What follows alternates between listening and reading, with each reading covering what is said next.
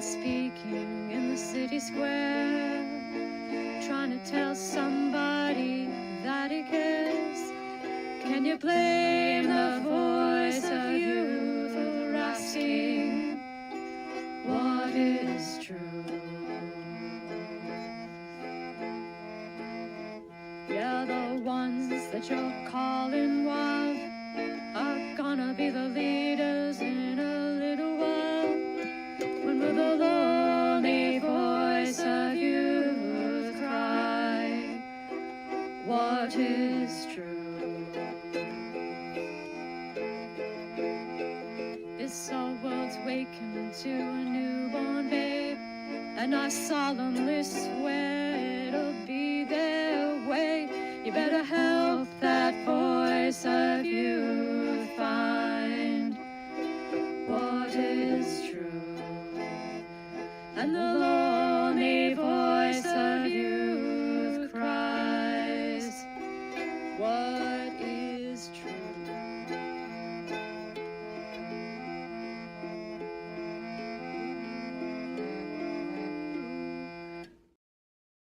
All right.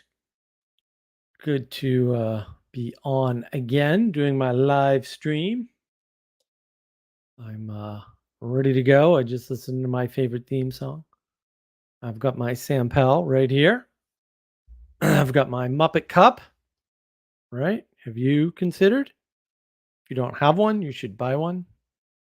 Shop.markofwisdom.org. And we've got some tea from the Table Rock Tea Company. It's Westminster again. Very delicious. Wonderful tasting stuff. It's good to get back in the saddle. And of course, we have jelly babies because we have jelly babies in the house. That means we're going to have jelly babies on Friday. Hello, Benjamin. It's good to see you on time. Amazing. Yeah, and today's topic is about being special. This has been like a strange thing. Used to be that when you talked about special people, they were the ones that took the so-called short bus to school because they had some kind of disability, physical or mental. And now it just seems everybody wants to be special, and it's like, I don't know about that. Are you sure you want to be special? Because special isn't better. I think there's a deep, deep confusion about specialness. And, it's a tough thing because people mean different things by special, obviously. One of the problems is that you can say I'm special. I've got a YouTube channel. I do this pirate live stream, right? I've got all kinds of skills that other people don't have, right? Fairly good software engineer, fairly good DevOps engineer and troubleshooter. I do performance engineering, right? But does that make me special? Other people can do some of those things. There's probably other people that can do all those things better than I can.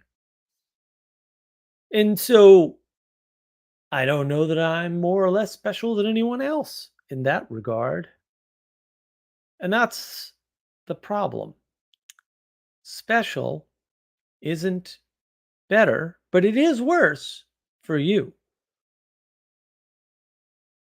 And it's worth sort of thinking about. A lot of people are in this, why can't we all just get along? Maybe because too many of us want to be special. We're all trying to be unique and special. It's like, well, how are you going to get along with people then if you have less and less in common with them? And you will. That's a problem. And it leads to this thing. Well, it seems to me we all want to be known for our uniqueness rather than what we can offer. Everybody wants to be the next Elon Musk instead of just running a coffee shop. That's part of the problem. Nobody wants to do the day-to-day sort of easy stuff and be an average person. Well, there's a song about that, right? Be a simple kind of man. Like, what's wrong with that? What is wrong with that? And this specialness idea has invaded everything, right? You're special too, Barney and all these weird sort of cartoons um, where people are special, right? They center around like one character. You've got that whole hero's journey in there. And thing about stuff like that, especially the hero's journey, is it's just wrong. Just wrong. It's not hard. Campbell was wrong. There's no single hero's journey. That's not a thing in mythology at all. It just doesn't appear there. Campbell saw it that way because he was an individualist and he was special, all right. But he was kind of special in a kind of slow mental way. That's how he was special. That's the problem. We're revering specialness, uniqueness, whatever you want to call it, which is an individualistic frame over a cooperative frame, right? Because if you're an individual, you're in opposition to everything. If you want to be an individual, you can be in opposition to everything. That's fine, I guess. Doesn't sound very good. That's why special isn't better, but it sure as hell is worse. If everyone's special, who's going to do the not special work? How are average, everyday things going to happen? And you could say, well, I want everybody else to be special because then I wouldn't be as special. I just want me to be very selfish, very narcissistic. You want to know where narcissism comes from? That's where narcissism comes from. You want narcissism? That's how you get narcissism. And why can't we just be valued and known and identify with what we can do, what we can offer? And maybe we can't offer anything special, right? Because the bottom line is, and I think I see this everywhere, a lot of people are trying to be something that they cannot be. They're trying to do something that they cannot do. That's not bad. Not everybody can be the world's greatest software engineer or world's greatest businessman or, dig tunnels under the ground to save transportation, which isn't working, by the way, or transform the car industry into electric, which also isn't working. Um, why is this your concern? What about the people around you? What about your community? You don't have one? Maybe build one. Why don't you have one? Is it because you're trying to be an individual? Is it because you're trying to be special and just be like everybody else? Oh, I like deep philosophical conversations. Maybe, but it sucks up time and doesn't do anything, but it takes time away from you doing things and it isolates you to other people with the same, not interest, the same interest, the same language. And I don't mean different languages, I mean the same words within the same language, right? The same frameworks, and people with overlapping free time. I don't know. I don't know. Maybe boring to talk about the weather or whatever, but it may be better. Maybe it gives you time to put into perspective these philosophical ideas that you've been considering.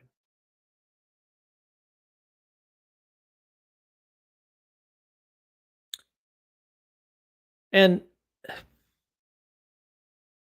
I don't know why so many people aren't content to have an identity in the world that people understand, that's well known, that's stable, it's been around, it's easy to grasp. Why do they need to stand out? And when you're standing out, do you look good?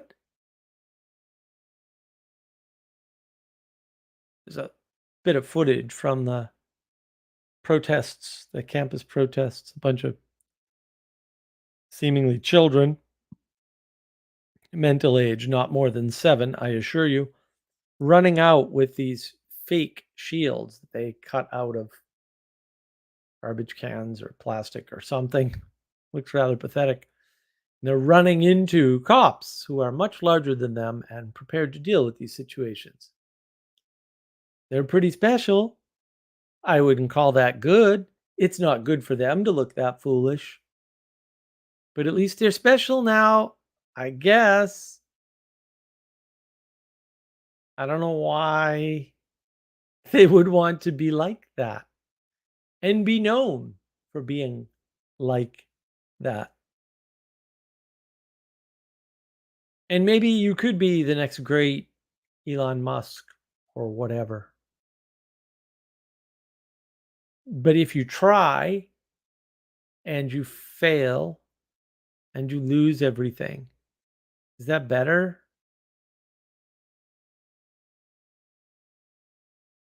You could instead maybe just keep the lights on for someone.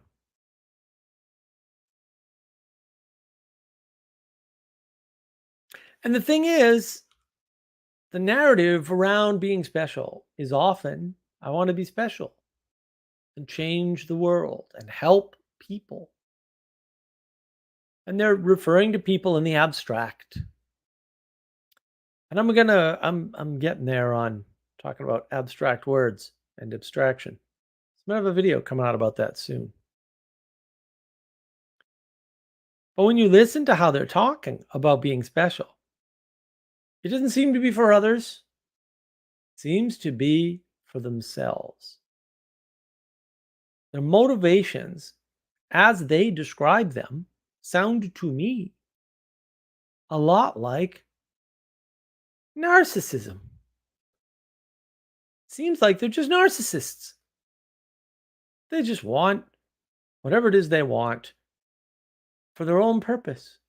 They don't seem to want to be special because it will do something specific to help people that they know. They just want to help as many people as possible. I don't want to help as many people as possible. I want to help the right people be better.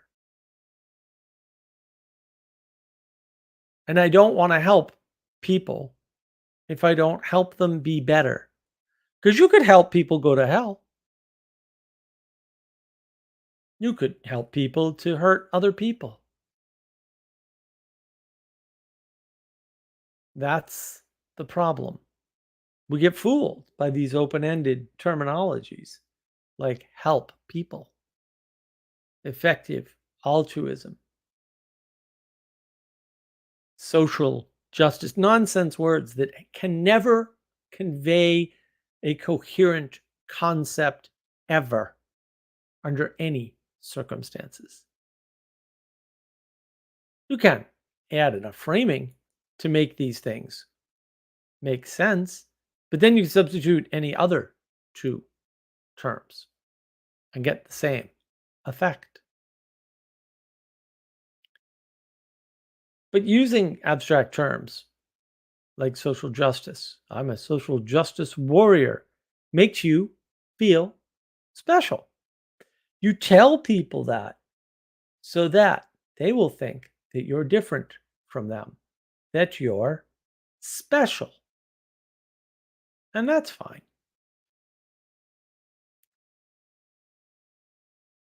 But you can't play with me. You can't get along with others. Because if you are special, you are alone. Sure, you can have your individualism, but now you cannot have intimacy.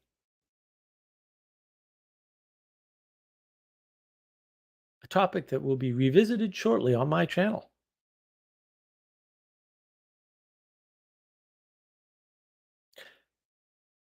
You can be a special individual that's unique. That's not a problem, but you're deliberately, knowingly, with forethought and malice, setting yourself apart. You can set yourself apart. Don't complain that you're lonely. Don't complain that you don't have the type of relationship you're looking for, that the quality of your experience is not what you expect, because it won't be if you're special.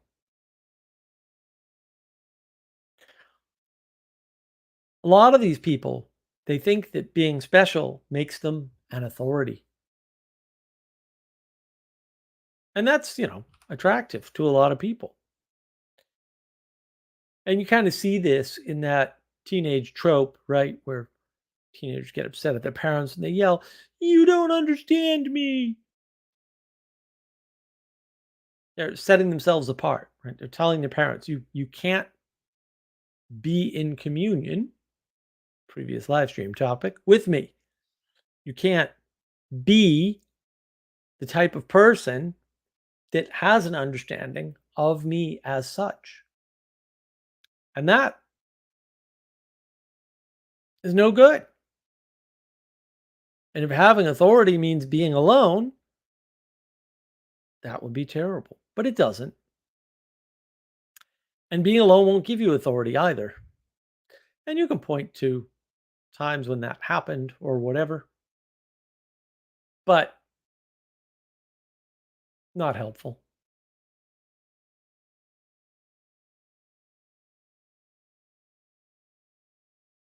And this is really related to the fame problem, right? Where people get famous and then they realize, oh, people are asking me for things all the time.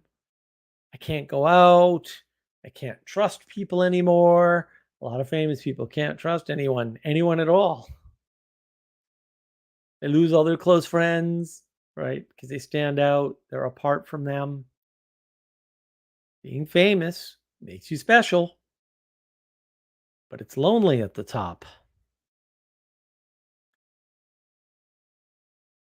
It's hard to be special because you become the focus of attention, at least in a certain thing or in a certain way, right?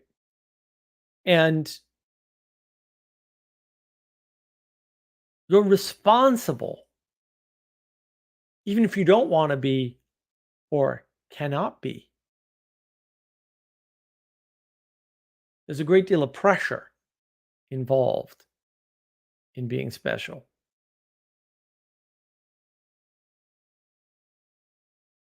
It's not all top down power from above because I said magic words. And the thing is, most of these people seem to want to be special for special's sake. But real specialists do work. They have responsibilities and they take on those responsibilities. They bear their crosses, so to speak. They do things in the world for others. There's a sacrifice you make for being a specialist or specializing in something. And what you're sacrificing is all the things that aren't that specialty to some degree or other.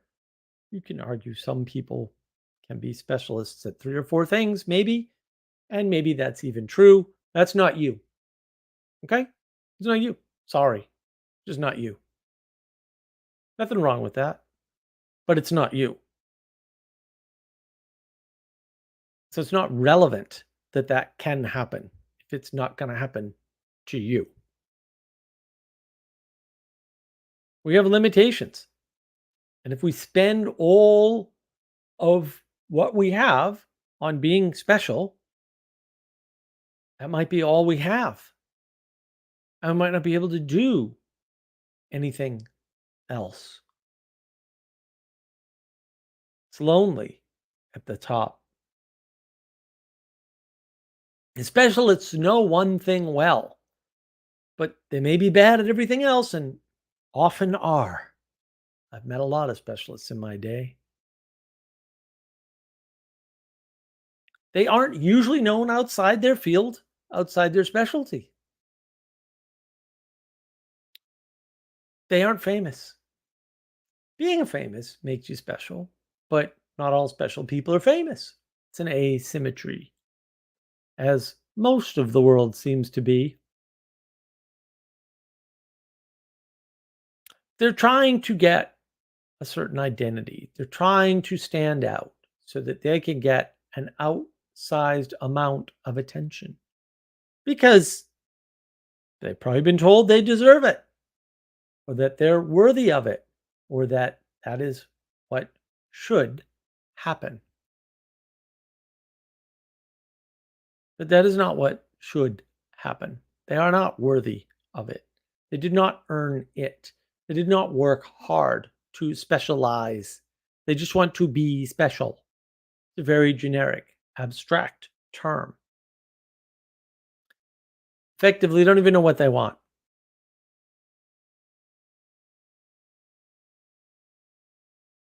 And what you see are people right now, right here, trying to be special by changing their gender.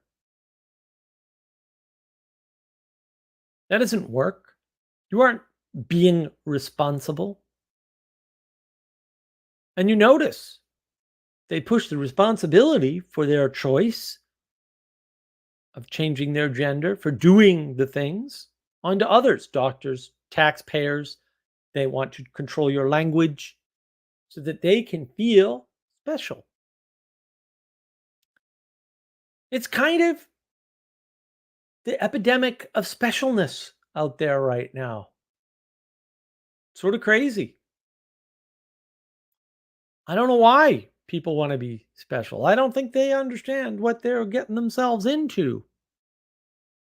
But I do know that they're not doing a good thing. And that if they got what they wanted, because I've seen people get what they want with being special, they will be miserable and it will be worse for them. And their lives will get worse immediately.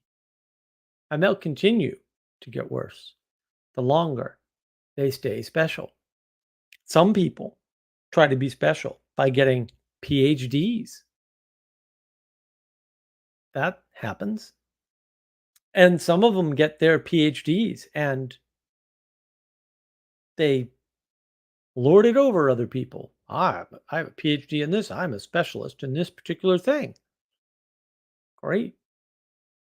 It's a great story. Some friends of mine went to Germany and they were like, oh, yeah, we did some sightseeing. We got a tour in a private sightseeing thing. Guy had a PhD in history, and his specialty was buttons and shoes from World War II. And so he could identify which region someone was from by a picture of them, usually on their way to a camp or two. Um, if it contained what button and what shoes they were wearing at the time. He was an overpaid limo driver. How'd that specialty in history work out for him? He was special. He had a specialty. Put in a lot of hard work. Had to drive tourists around in a limo. Probably made reasonable amounts of money, but like that specialty ain't helping you out. And the thing is, this desire, this lust to be special causes us problems because when people are not special but want to be special, they retreat into their fantasy, into their head, into their imaginal realm, into that part of the imaginal realm called the imagination. And the next thing you know, they have grabbed lids off of garbage cans and are charging the cops and getting their tails handed to them in the process. Is that better? They're pretty special. It takes a special kind of stupidity to do what they did. They're kind of internet laughing stocks at the moment. But they had retreated into their imagination, into their fantasy. And they were disconnected from reality. Why did anybody think that was going to work?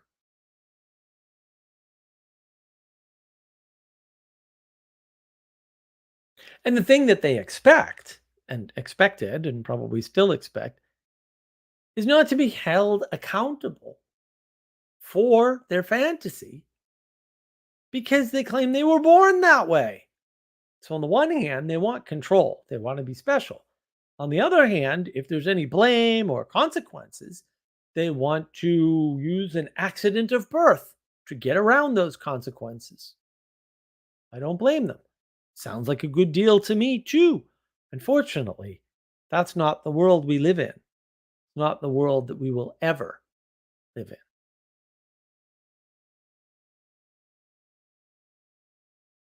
And the thing is, as much as I don't particularly care for the frame of tribalism,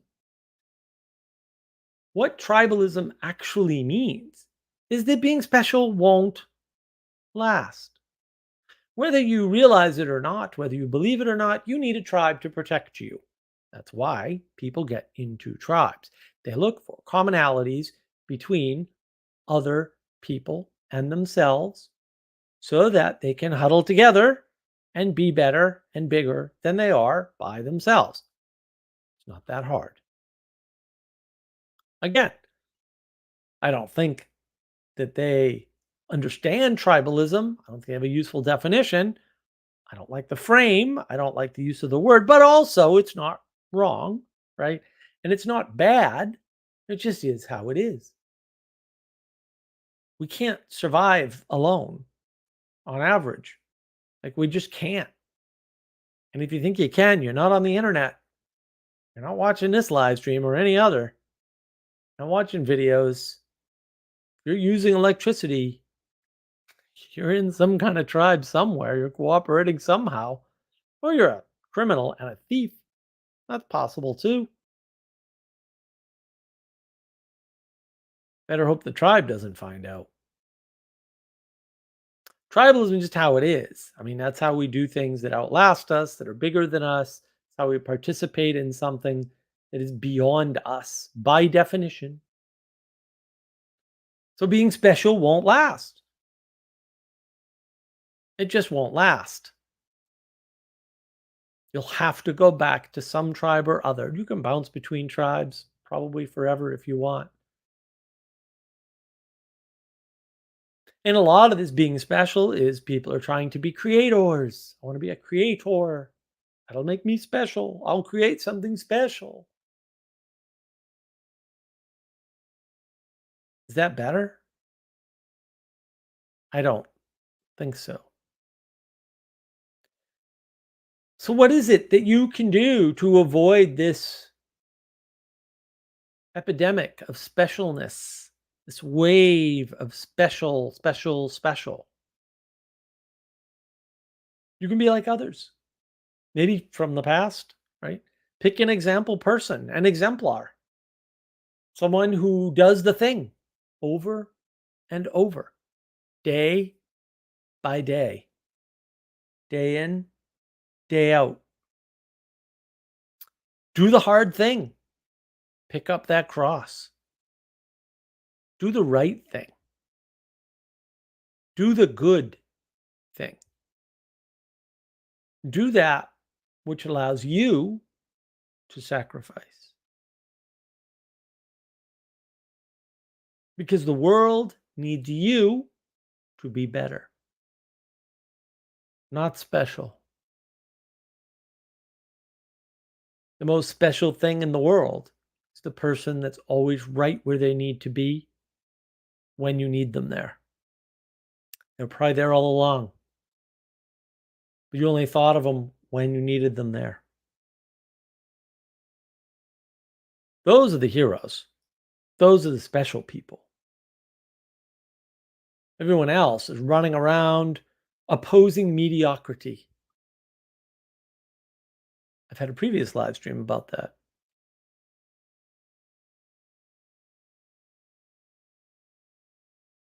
You don't want to be special. You don't need to be special.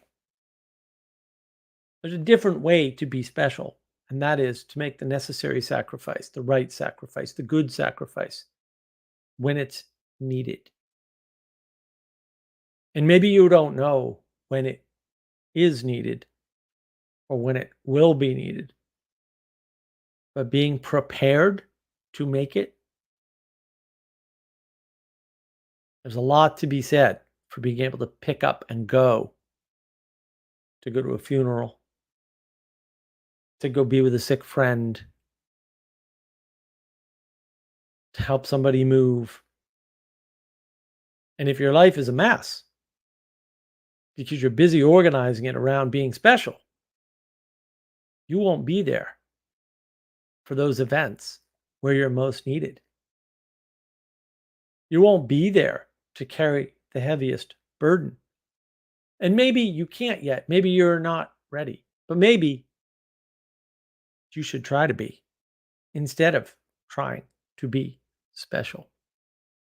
It takes a lot more effort to sit in silence with somebody while they're grieving, while they're ill, while they're depressed, than it takes to start a car company that makes electric vehicles. It just does. And on that note, that's as special as I'm going to make this particular monologue. Nice and short. Oh, look at that, like 30 minutes. That's pretty good, I think. Let me know what you think. I'm going to try to catch up on my comments here. Ixnod, yes, jelly babies. I am, in fact, a Time Lord. That is correct. There is a clip out there. I think I've mentioned this before. There's a wonderful clip out there of every time the doctor said jelly baby. It's quite a trip. A very good friend of mine from way back when sent it to me a couple of years ago, actually. It was quite good. I really enjoyed it. Should I live in a pineapple under the sea? No, Eric, I'm not going to live in a pineapple under the sea. Matthew, it's good to see you. Because worshiping of liberalism, liberalism is individualism. They're kind of the same.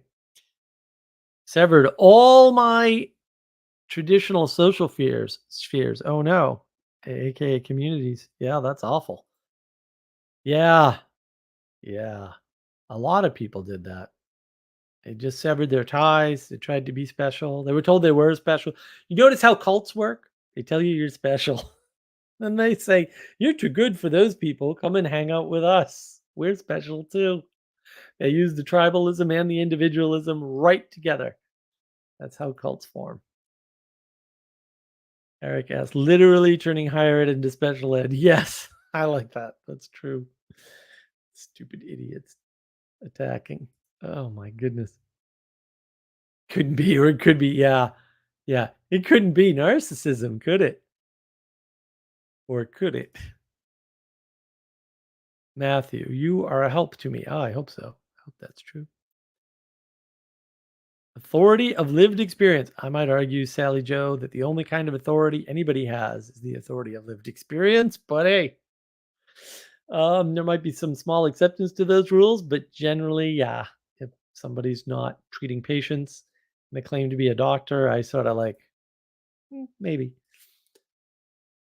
Imagination, hallucination, very closely linked. Yeah, I've done a previous live stream on hallucination, right? And yeah, I mean, hallucinations live in your imagination, in the imaginal realm. Ixnod, avoiding responsibility is evil.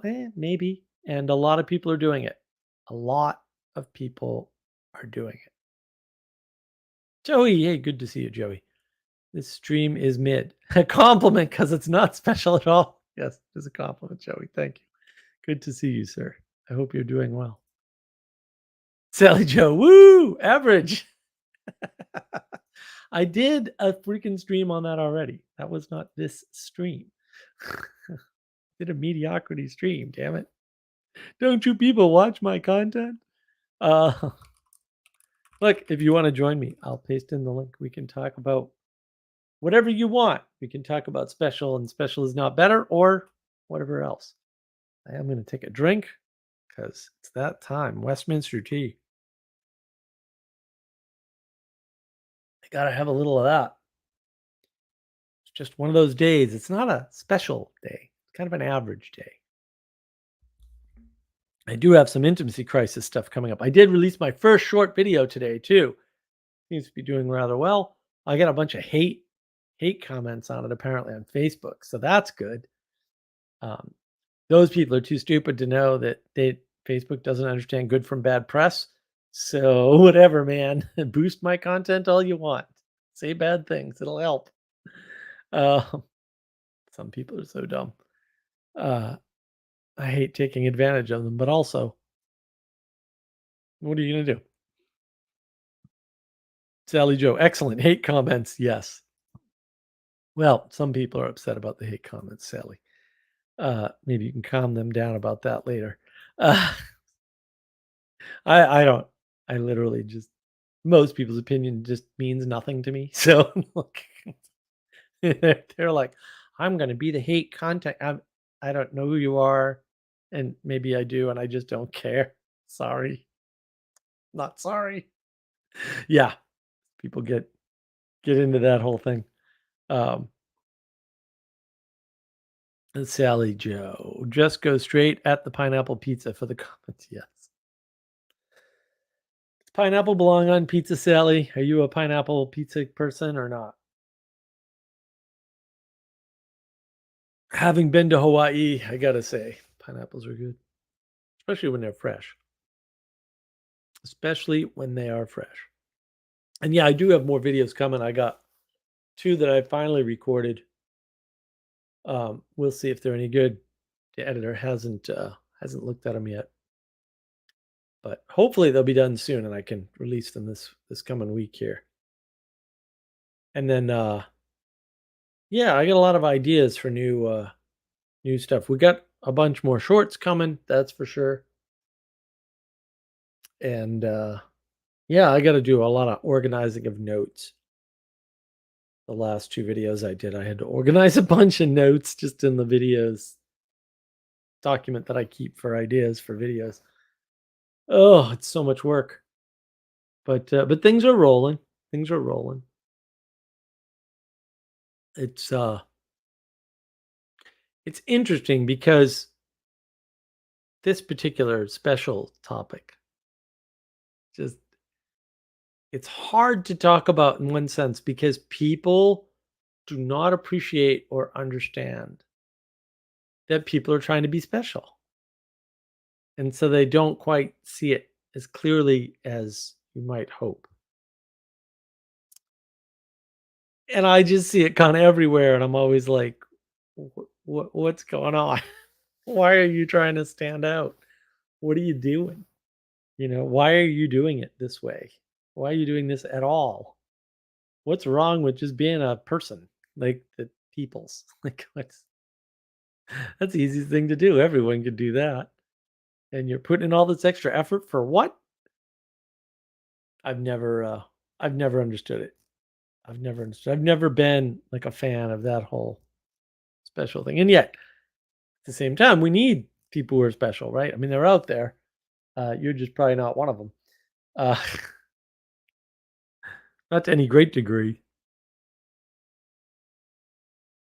We all have our skills and the things that make us different and unique.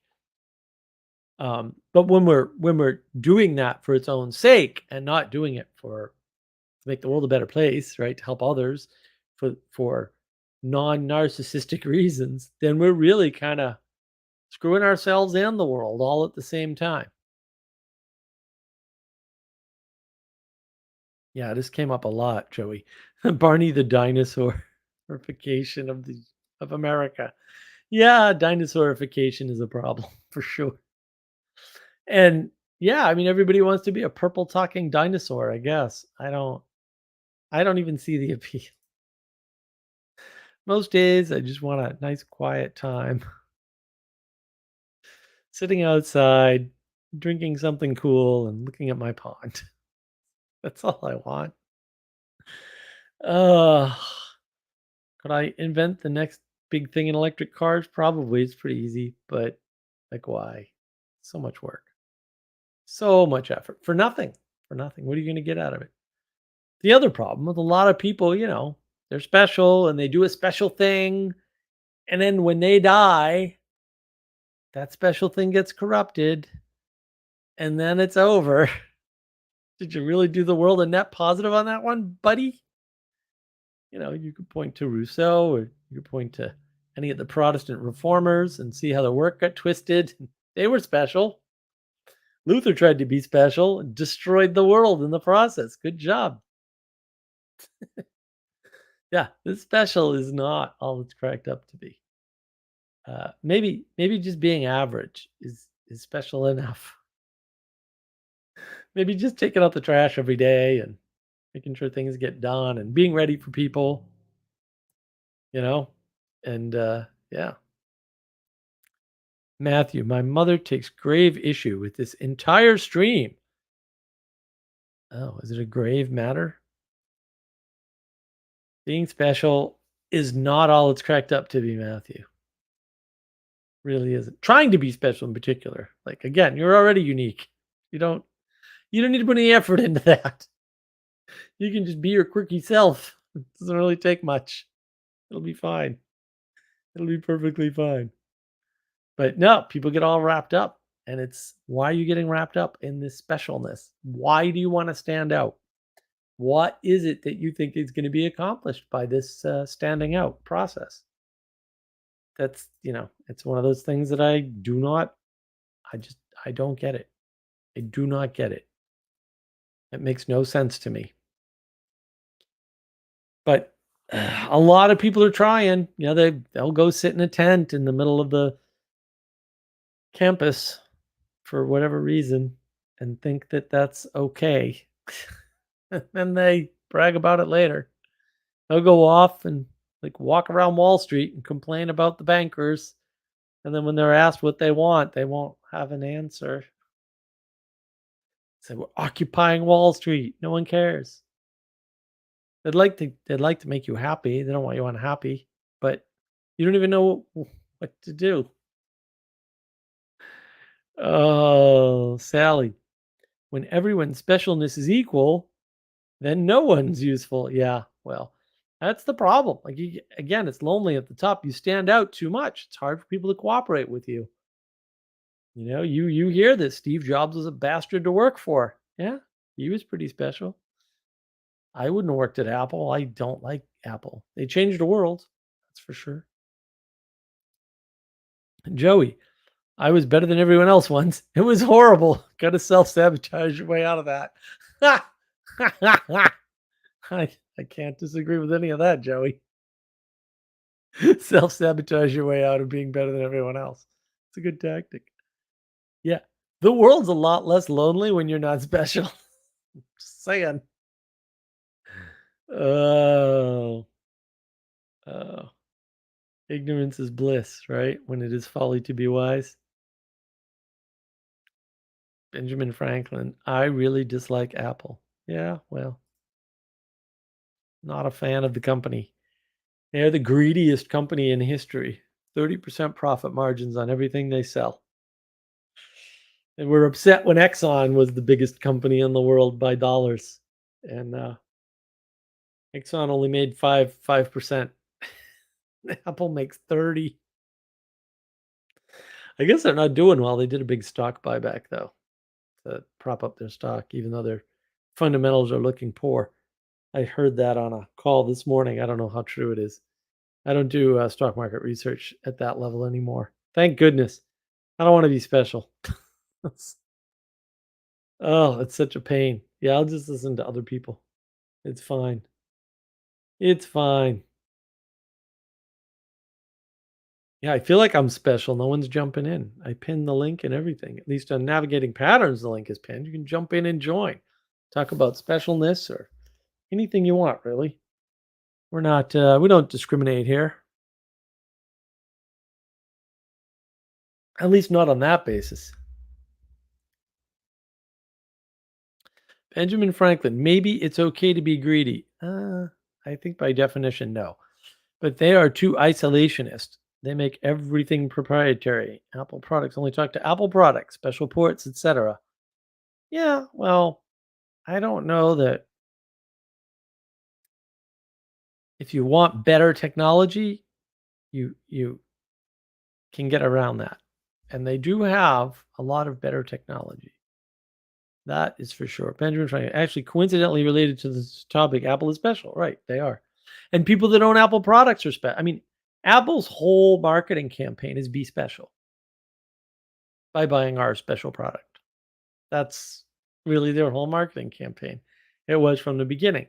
And a lot of people will sell you on rebellion. They'll sell you on break out and be different. And all they're really doing is saying be different by buying into our small tribe. That's all they're doing. That's the whole history of Apple marketing right there. It's all about being special. They're special. They're fighting IBM, which they never were. It's just hysterical lie.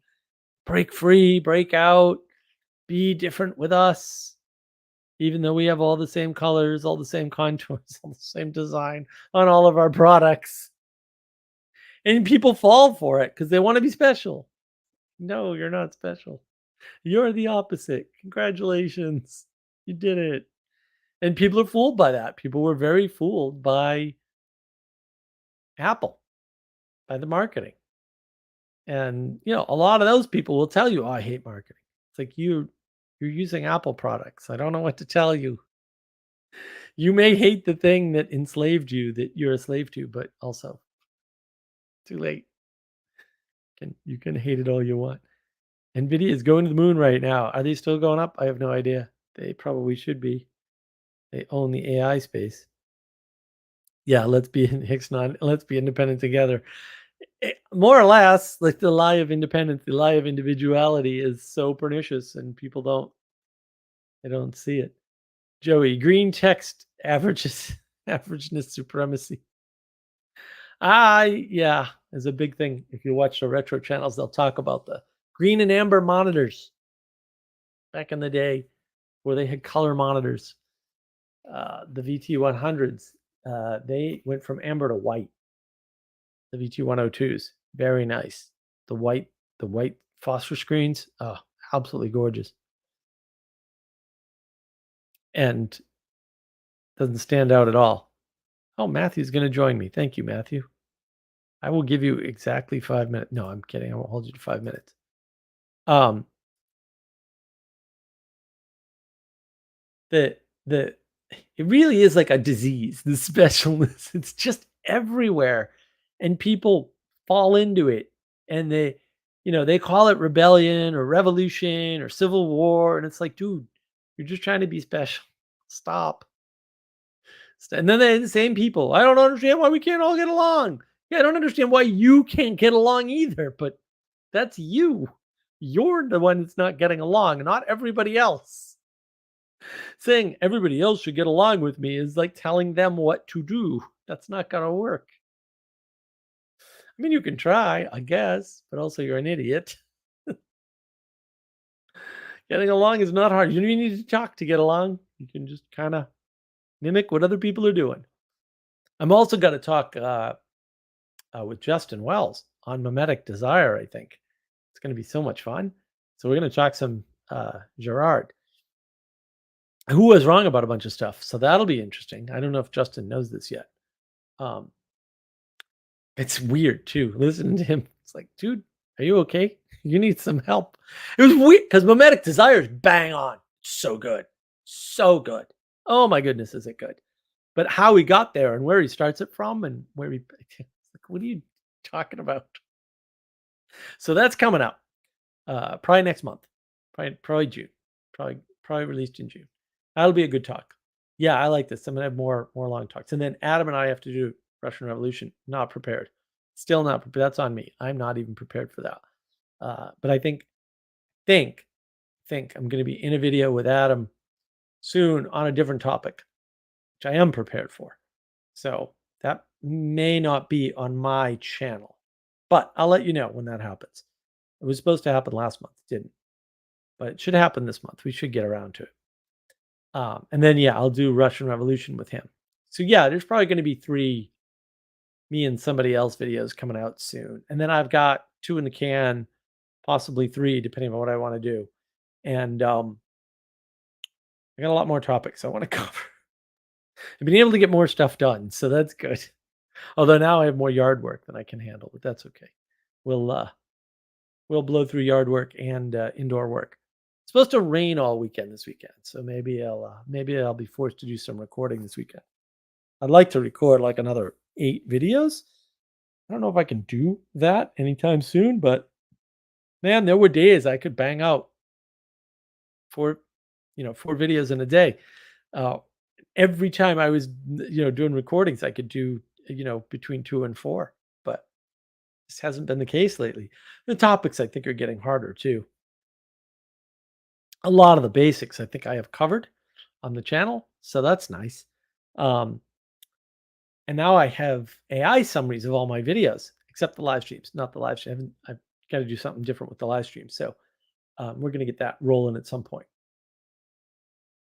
But yeah, it'll make the channel special. And we got the shorts coming. The shorts are coming. We got more coming. We got one released today. We got more coming. Yeah, lots coming up. Lots coming up. Got the 2 websites going. Websites suck. They're a lot of work. Get some dog-headed books going soon. I'm just got to figure out what we're going to do with that. I think I'll have to give up on. Good book. It's a good book. Metal.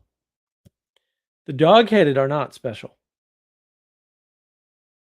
I should have a discussion with Jonathan Peugeot about the difference between special and the margin. And I think maybe trying to be special is all about trying to normalize the margin or bring the margin into the center, however you want to frame it. That's very much a part of the quote culture war. Not that I believe in that framing. Problem, right? Of people just trying to upend things so that when those things are upended, they'll be at the top of the hierarchy.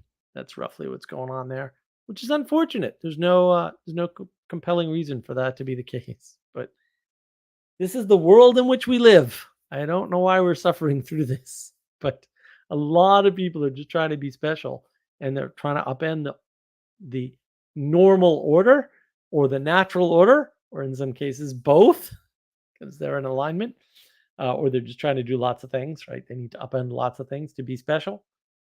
And that's a lot of the upending of things is about people trying to be special, right? And a lot of the bringing people down too is about people trying to be special, right? And not that Joey doesn't have an excellent point. Some people hate success, right? Because they aren't going to be successful and they know it. They hate competence because they're not competent, right? They hate intelligence because they're not intelligent, and they'll attack those things. And it's easy to attack things that other people built, right? And so they're successful in that sometimes, but we shouldn't let them be. We should push back. Um, and that's when you don't push back, you got a problem. You'll notice. So there's protests at Columbia University, and then they tried that in Boston, and they set up all these tents in the quad of Northeastern, and the Boston police came out in riot gear, 1 for 1. They weren't screwing around from day one, immediately. Just we're not doing this, guys. I think they're still there, but like they're under close supervision. They're not going anywhere. So unlike New York, which decided to, pussyfoot around and not just take care of the problem, and now they've got a big problem. Well, maybe that's not the right strategy. Maybe the right strategy is to take the right action in all cases immediately. Not let people get away with trying to be special. I'm special. And they have to make up stories about being starving to death because no one will bring them a sandwich. I don't know. It's a crazy world out there. I don't know where Matthew went. He said he was going to join me. Benjamin Franklin. That seems like a primordial pattern. Inversion of the master slave. Well, I don't know. Happened during the French Revolution. A lot of things happened during the French Revolution. The American Revolution. No, it definitely didn't happen during the American Revolution. Soft revolution by the colonists against the natives. I don't know. There wasn't a revolution by the colonists against the natives. The natives slaughtered the first few colonies that we tried to have over here, which were peaceful, right? They weren't attacking anybody. There's Matthew. Hey, Matthew, how you doing, man? Good to see you. Hello. Are you Dealing with special? um, my mother would probably argue with you. I'm Probably. one second. Do you hear that? Hear what? I do not. Whatever it is. Benjamin Franklin. I mean, the colonists won in the end. I don't know what you're talking about, Benjamin, but I think you need to read a history book, dude. The first American Indian War is rather interesting, by the way. You should read about that. King Philip's War, it's called in some circles. I used to live in the King Philip War District in Massachusetts. Didn't really know that history. It's hard to find. It's very hard to find. But you can find it. It's in the academic research literature. The smaller books.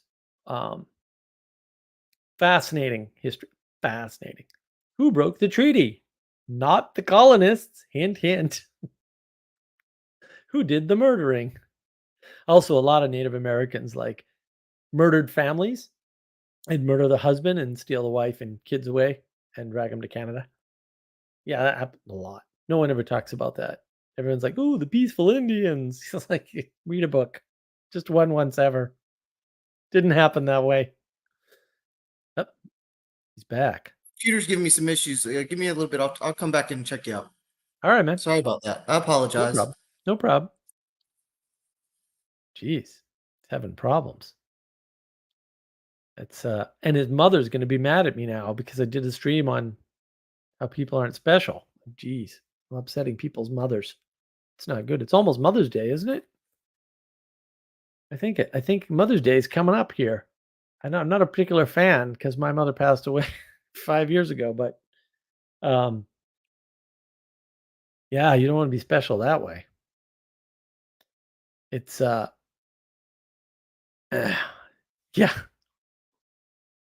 you're right about that, Benjamin. Right? It must be a special computer. Yeah, the computer's given special Matthew some special problems. Poor Matthew. It's he is special. He's a special computer. Don't we all though? It's it's when we try to be special, right? Like again, you don't need to try to be special. There's something special about you. But have you considered that you're a Muppet? Because probably are.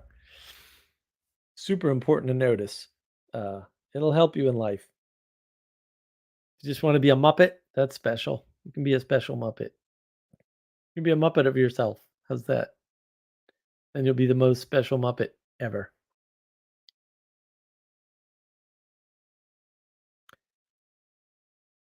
Oh, you're right. That comment was by Ixnon. Sorry, I was looking in the wrong place. Ixnon must be a special computer. Sorry, Ixnon. You guys are both blue with a single letter in white in the middle of your icons.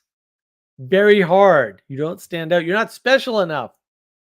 I can't see you. You're invisible. Although blue's my favorite color, so that's good. Why don't you have faces like normal people? Or at least weird graphics or something that I can tell you apart. That's one of the problems with the combined special interface in StreamYard. So all the comments are sort of in one row, and the UI design is very meh. I see what they did. I see why they did it. I think I'd have made different decisions. I think if I ran StreamYard, I'd change up the user interface a bit, make it a little bit easier for production. So I think they oversimplified a lot of. This is the thing too. A lot of these tools are like designed for individual creators, right? But of course, if you want to do it right, You should have a producer. And then that changes what tools are available, who's running them, right? And so that totally changes the UI, totally changes everything. And it's very hard. It's not impossible. It's very hard to get user interface that accommodates both, right? Having a producer and producing yourself while you're content creating in particular, because it's just different. It's a different way of interacting with the UI. And everyone's sort of caught up in this special individualism thing. So they're designing UIs for individuals. And that's a problem. Trade-offs, baby. Ixnot, if I wasn't working, I'd jump on and you all see my special face. I didn't know you were working. What do you do? Why are you working at this time? It's 8 p.m. Eastern. What time zone are you in that you're working? Working is terrible. Did you know work is a 4-letter word? People don't think about that. Really got to consider it. Work is a 4-letter word. You don't want that around here. And working is just propagating the 4-letter word through time. Very special. Do you do a special job? Everybody thinks their job is special. I'm the special programmer. It's like, yeah, special. Short but special. Not actual special. You just want to be a simple kind of man. That's it. Or woman. Or non-binary. Or whatever you are.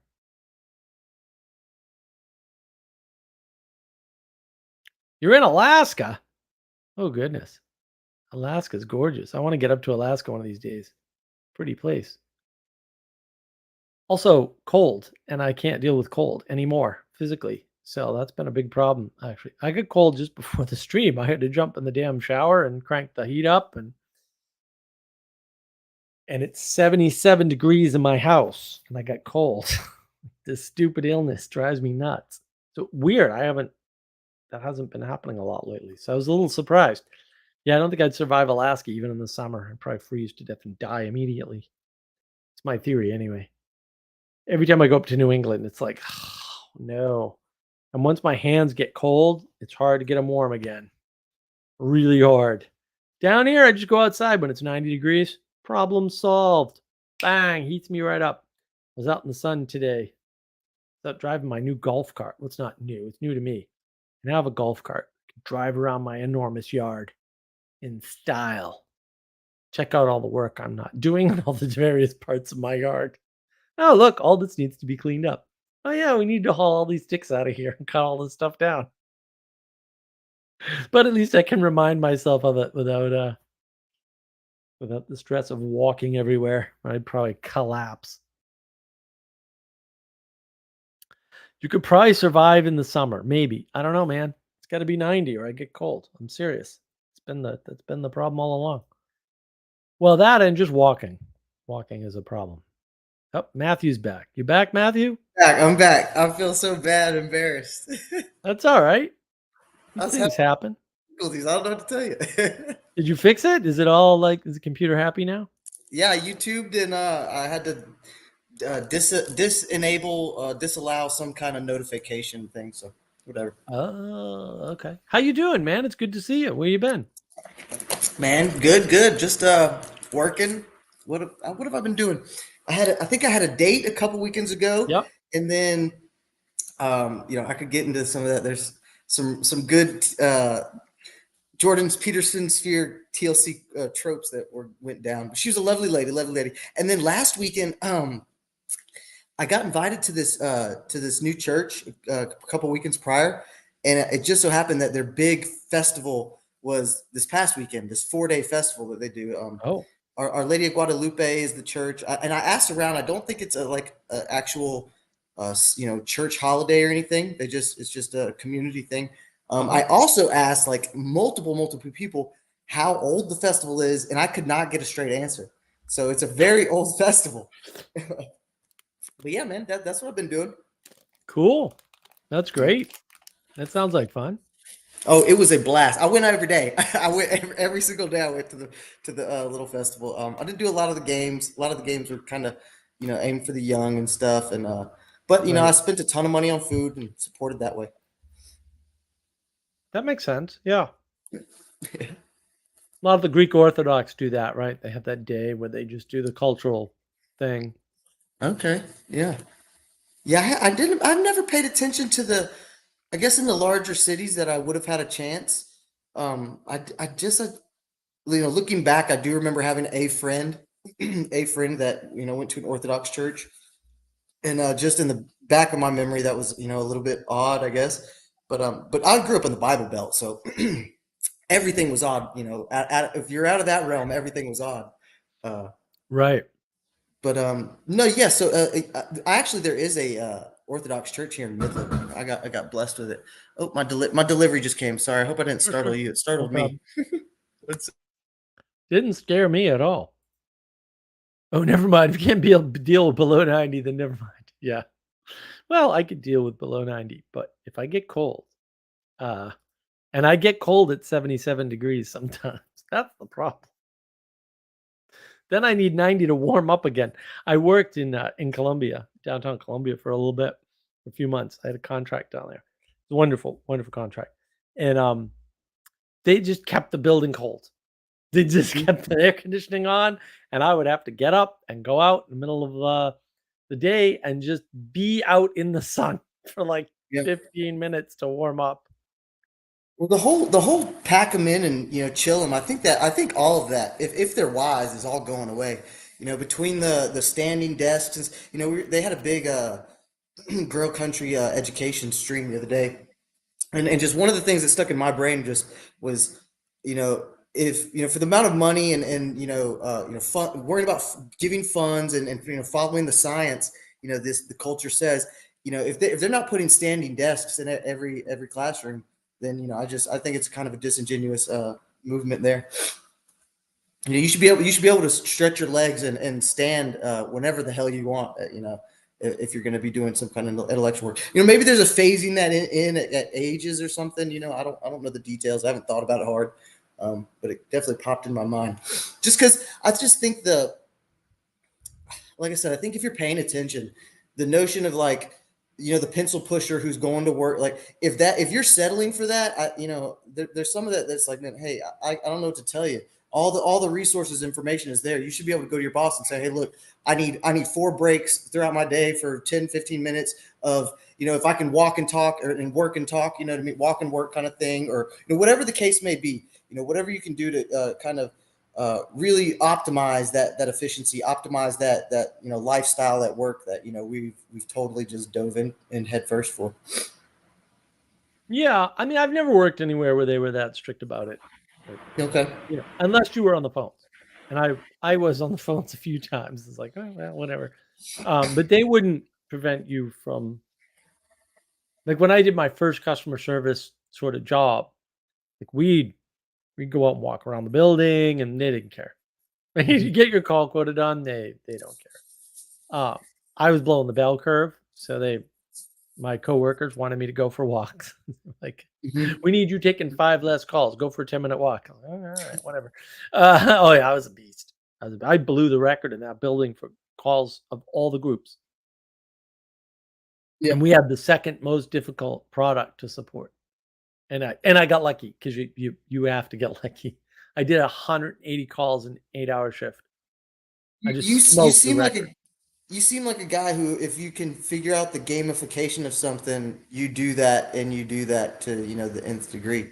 Yeah, I And I mean, have a little bit of that in me as well. It's not the same thing, but I taught myself basketball on mm, just in the park, and I can go. I don't play professional level basketball, but I can go anywhere and play basketball now. It's there's that personality or style of intellect, I'd say. well, and skill. Yeah, there you go. I mean, I know people who are tenacious like that, right? Or they have OCD like I do. And they're klutzes. So they just can't, or they have bad memories, you Mhm. know? And they'll keep trying and trying and trying and failing and failing and failing. And Yeah. and for years. decades. I've seen it. It's horrible to watch. Horrible. Well, let's try and, if I may, try and bring this into a little bit of the context of your stream here. Is it almost is in a way the way I was just framing it is, I mean, this is just real rough, so bear with me a little bit. Is it's almost that misplaced idolization of special really really does damage to the soul in that man. And I'll bring it back to the, I think these more localized communities where, just getting in where you fit in, being part of the entity, that carrying your burden in that way is that more traditional special that I think you're kind of hearkening on, is that we've broadened out in flat world, right? In globalization and severing these social spheres, we've broadened everything out and said, look at all the array. It's paralysis by analysis almost. Where look at the array of the human experience you can do, and so then there's something that is it's actually counterintuitive, but that's too daunting for the soul. So it's where it's like, oh, I'll never be able to, I can never find my, even though in a certain light, it may be misguided, but I can never find my, let me, do a little bit, word semantics. Where I can find my belonging, it's Right. it's this, it's a fairy tale, and I think it hurts. I heard the barnification. It's like, man, that hit home. It's like the toxic programming of children. And I think it's, to a degree, you can say, it was probably, with best of interest, kind of thing. But I don't hold that for very long, because I say, at some point there were adults in the room, and adults are not being adults. Adults are not having wise deliberation and dialogue to try and investigate this stuff. And you do that a little while, and your society goes awry. Yeah, no, I think that's right. I think too, to kind of loop in the earlier point, like one of the things I really liked about Vervaeke's work was the movement meditation, right? So you get standing meditation, you've got moving meditation, you get seated meditation. It's like, oh, really? That's, different. I mean, it wasn't different for me. I knew about these things, right? But doing it and having it in a graduated system like that was really important, because it gave you that sense of belonging, of awareness of your body.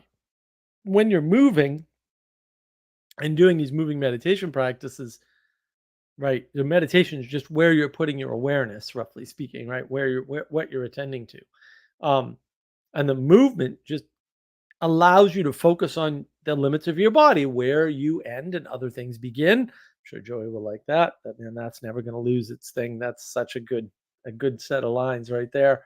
And we've lost all that, right? We've lost a lot of it through TV, through bad cartoons, through bad engagement, Barney the dinosaurification, as Joey put it. I thought that was brilliant. Yeah. And it is this striving to be special when you're already special. Like, what are you doing? And yeah, when you flatten the world, when you make it global, right? And here's the real problem, especially with dating, is that if you live in a small town, you can marry the most beautiful woman in the world, because that's the most beautiful woman at your high school, right? When you globalize, when you have the internet to choose from, I don't care how good looking the woman is, there's another better looking woman. And then when you find that, there's another better looking, and then there's another and it's constant. And you can't get away from it when the world is flat like that. It reminds me of this thing I've been doing with a semantic play, kind of doing my Vervaeke is this confabulation, I think, of world and paradigm. And I think you just kind of highlighted this is if that's the paradigm for which you see all possible mates, then that's the world of all possible mates. It's I think you can do a little semantic game there. Right. Well, I did want to say expanding their perspective, right? Mm-hmm. I mean, this is why I think, actually, sorry, John Vervaeke's perspectival knowing is completely wrong. And yeah, I've heard this. Dangerous. I've heard there's always an implicit perspective. I've heard your take on this one. Right, but also the implication is that it's a muscle or something, right? Which I don't disagree with. I disagree with the perspectival part, right? And so you exercise it, and that makes you better. And it's like, no, what you do with perspective is you limit it. to the most useful form. That's pragmatism. Pragmatism isn't about expanding your perspective. It's about gaining right perspective, and right perspective for you, because right perspective for you, Matthew, and right perspective for me are probably completely different, right? For one thing, depending on the context. well, not even. Like, for one thing, I can just pay attention to a ridiculous number of details.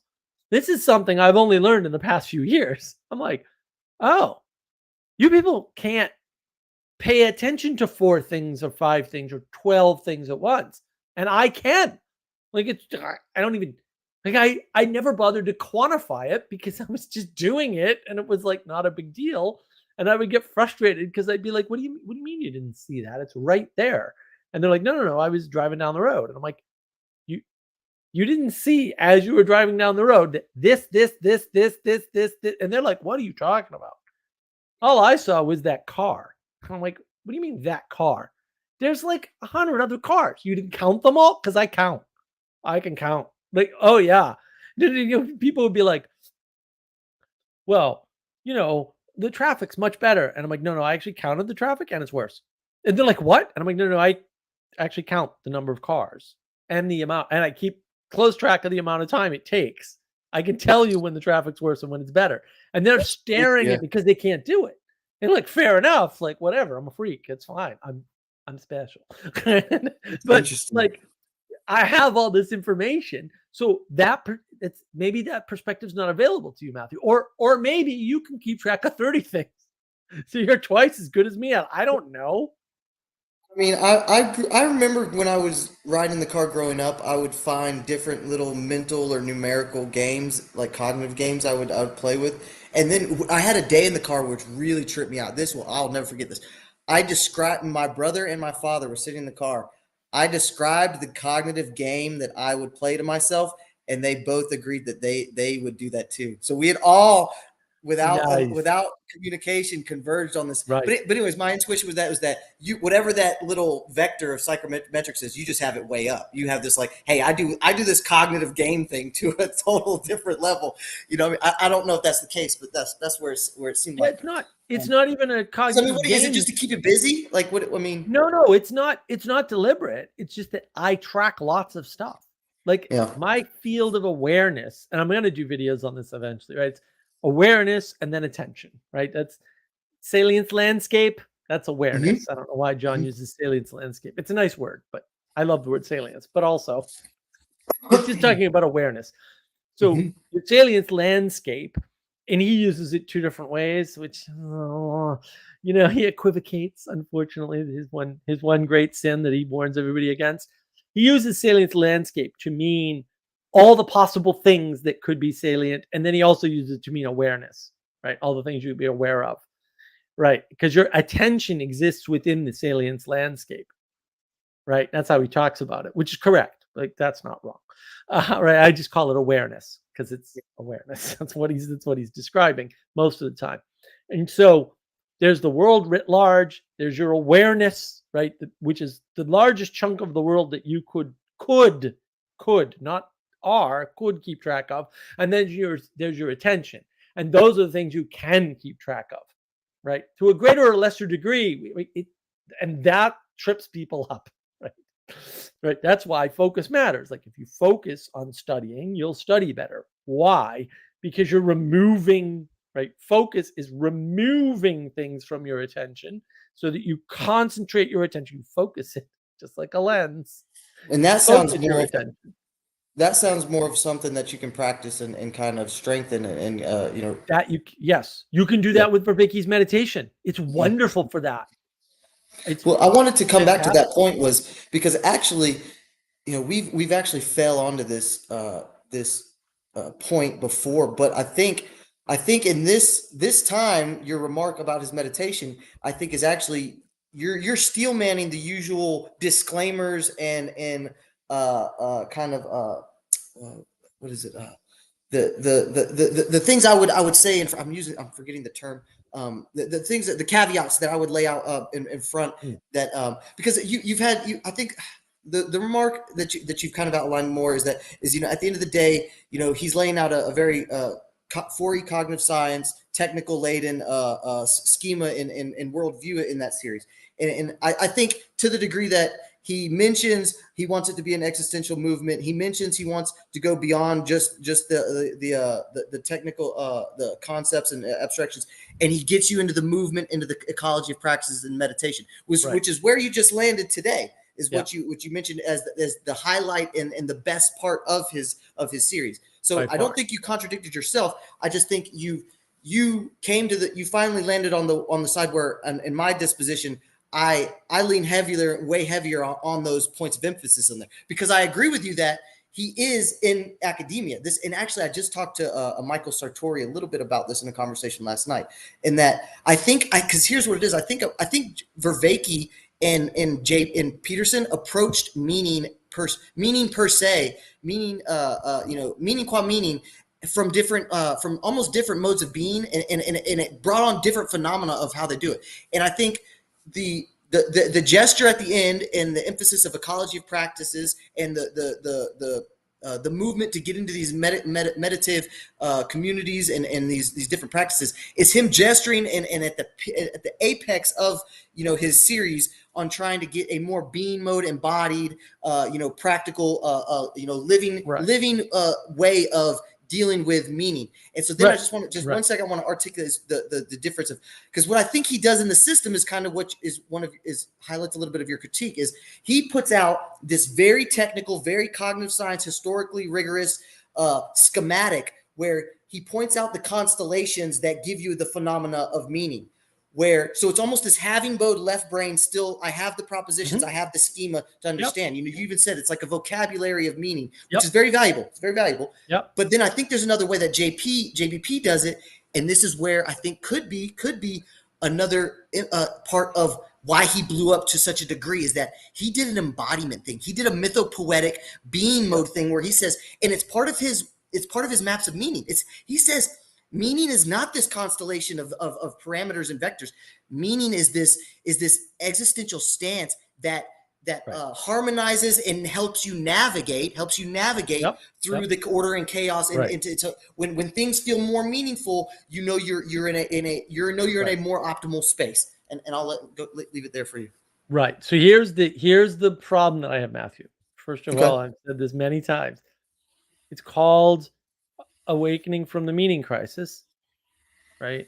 And that's not what's in that series. What's in that series is Awakening to the Meaning Crisis. Yep, I've heard you say that. The difference between Peterson and Vervaeke is pragmatism. Peterson is a pragmatist. He gives you things to do.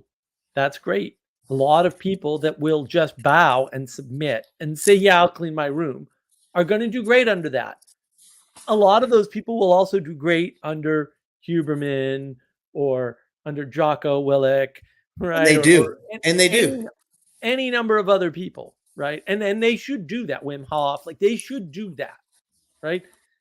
The problem that I have is John's good work is not in Awakening from the Meaning Crisis. It's in his meditation series, and it's in his Cultivating Wisdom series, both of which he took down. They're still there. You can get them, but they're not playlists on the YouTube channel last I checked. And I checked 2 months ago. So I don't know what's going on with that. I've got my theories, but they're aware of the problem because I worked with them and I told them, and they, oh, no, we're aware. Fair, you're aware, right? And other people have noted this. Other people have lists of those videos. That's the pragmatic side. It's weird. John talks about practices, but then he doesn't give you any. And now he's giving you this weird circling thing that I'm not a fan of for various reasons. And it's not good. It's just not good. It's a lot of sorcery and pretend. Oh, we're going to pretend we're all equal. We're not all equal. Don't pretend you're equal when you're not all equal. We're going to run something without a leader. No, you're not. You can't run things without a leader by definition. That's foolishness. So you're hiding your leadership role. And it's ironic. I'm trying to think of the guy's name now. Curtis Yarvin, Moldbug. I don't like him. I don't like him even a little bit. But his work or personal? Can you? His work's terrible. Okay. Oh wow. Awful. It just. I'll put cards on the table. I've read plenty of his, and I wouldn't have that reaction. Go ahead. Yeah. So yeah, it's all bad framing. He wrote an article, Gray Mirror. He wrote an Yeah, article about circling because he had an ex-girlfriend or something who was into I it. have to check this out. It was My brilliant. worlds collide there. Whoa. It's brilliant, except that he can't write to save his ever-loving soul. So I'm reading this, and I'm like, this is the most painful thing I've ever read in my life. And so I He's had got to too much skim. snark for his own good. Exactly. Well, and he's very wordy, but he's not very articulate when he writes. He's more articulate when Right, and that's he like a speaks. no-no. That's a writing no-no. I mean, if you're going to be wordy, Yeah. you better be articulating some elegant shit. Excuse my language. Right. Well, and I think that's the problem. He's very articulate when he speaks, but then lots of people are very articulate when they speak. That's why I always worry about those things.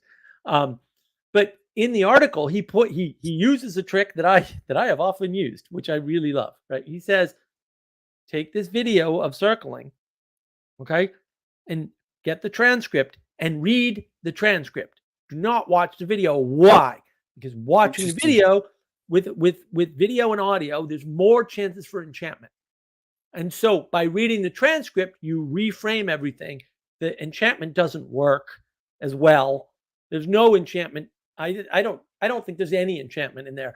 So he says, if you read the transcript, you will read, here's what's happening, right? Which is basically this woman comes with her trauma. They reframe her trauma for her, and she says she did better, but actually they did all the work. And they claimed they did none of the work, that it was all her. And that's incorrect. And I do have to agree with Joey here. Circling sounds like estuary. Yes, it does. Estuary is more dangerous. Joey, Jordan Peterson's special contribution was making people realize they can do normal things and achieve the success they think they need to be Pretty good. special to enjoy. It's a good point, Joey. That's correct. I learned a lot from Joey.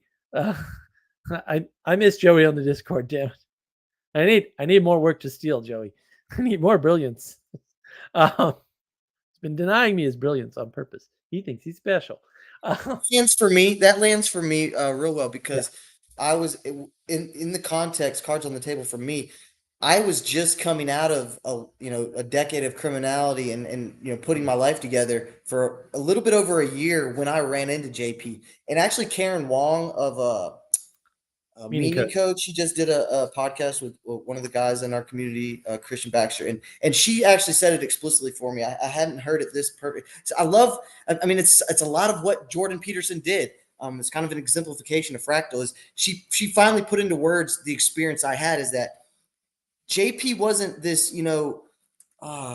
this life changer for her, because she had in a similar context a year prior just gone through something I think she had like a real traumatic instance with fasting and her diet. I don't know the too much details. I don't want to put her on too much blast, but I think that's the gist of it. So it's not the same, but there's still a similar, like, hey, I was going through something, Yeah. and then I came out of it, and then I was on my way out of it, I ran into this guy. And so she said is that it wasn't as a prescriptive phenomena for her, but For he her. was he was a confirming descriptive phenomenon. Right. And I was like, that's what it was for me, because I was already on my way out of a jail cell, asking myself, hey, what do you want? Hey, if you could get some of these things you want, these basic things that these everyday things, would that make you happy? Could you be satisfied and contented in that? How are you gonna, without sleeping on a bed, for 3 years, how are you gonna pick yourself up and go bust your ass at these new construction, bottom of the barrel jobs, all this street wisdom and just accumulation of life experiences I was already putting into action. And then I clicked on this, YouTube video, and I was like, oh shit, this guy's saying a lot of stuff that I just, kind of put the pieces together. Yeah. Well, look, I mean, that's part of the case I make on petersonsphere.com in my article. There is the man and the moment come together with Peterson, right? And I like you, and I've talked to Karen a few times on the meeting codes. I've been on there like 3 or 4 times. She's I love special. Karen. She's great. Yes. Yeah, and my talks with her were pretty fun. I'm always grateful that she can do this, channel and really highlight people the way that she does. She's got a real talent for it. Yeah, and right? she's getting up there in age. Yeah, I know. It's I know. amazing. It's good. It's good to be that curious. But like when I talked to Paul Vanderklay the first time, it was quite a few years ago now, 3 or 4 years ago or something. I pointed this out. I laid out the same case, right? Like you've got Peterson, he's the pragmatist. You've got John Vervaeke. He is the one that does the science of meaning. Now we can talk about meaning. We can build meaning tools. We can help people, right? And also he's got the practices, which is huge, right? Even though, again, Vervaeke doesn't seem to value his own an excellent meditation series, excellent moving practices, just excellent stuff. We developed one of them into a group practice. We're doing more work on that now. Actually, I'm behind on that, of course. But yeah, we got to rename it and push out the new instructions out there. But yeah, I mean the thing is, I'm not a meaning crisis person. Like I was homeless. I got over my meaning crisis at that point. That was a long time ago. I was young. Okay. This I was like coming 18, back now a little bit. 19, right? And so yeah, it wasn't even confirmational. It was more like, there's a meaning crisis? Why? It's easy to fix. Oh no, there's people in a meaning crisis. Well, we should fix that. That's really That's a little bit important. of that. That's a little bit of that personality disposition, I guess, is like, right? Is just not seeing the suffering. I don't know. I don't know. It's just, yeah. Yeah, you wouldn't. Why? How? Like, I mean, this is the problem, right? Ooh, that person suddenly committed suicide. Why? Yeah, Mhm. nobody sees it. If you don't have meaning, there are so many automatic programs you can run on. Like you can live in your mother's basement, eat Cheetos, right? You can be a gamer. You can just like be a programmer and go to Be work lost and in the be sauce in the fine. big city. Right. I mean, and look what happened with the fake news virus scam. Like a lot of people just checked out. Why? They were in a meaning crisis. That's why. And they Well, couldn't tell anybody. I think you're absolutely right, and actually, I do remember from some of your early conversations. You're right. That phenomena is maybe not the same, but is closer to your experience as well. And here's what I would also say is, man, did that feel good, and a sense of belonging when I heard Karen say that, and I was just like, oh, I got that feeling of like, man, that's what I felt, and she just said it really Yeah, explicitly and yeah. well. And so I think there's many others there. And obviously not to disregard the other people that were in the throes of it, and that guy gave them, some encouragement and hope. God bless all. Obviously, I'm not denigrating that. What I did want to bring back or connect is I think, I don't want to be too forward, but I think it's something where you've mentioned the great man theory of history, and Yeah. where you want a little bit of caveat in that. And I think it's so funny because once I think I heard you articulate your little caveat, I was like, yo, that's the exact way I see it. That's the exact, it's almost a complex dynamical system framing, is that It the is. constraints and affordances have to be there. And then, Yeah. yes, perhaps, because where I go is I also have this Oswald Spengler kind of formula of like, the thing grows and dies to a degree. To a degree, Mhm. unless you can recapture the logos, you recapture the symbolic, the symbolic primordial structure at the heart of your religio, of your culture, and rekindle that. What Spengler called the unless you can do that, which is what I think great men of history do. It's like, I Mhm. think there's a threshold where it just becomes, there is no more doing it. The thing is a total winterized season, and it's going to die.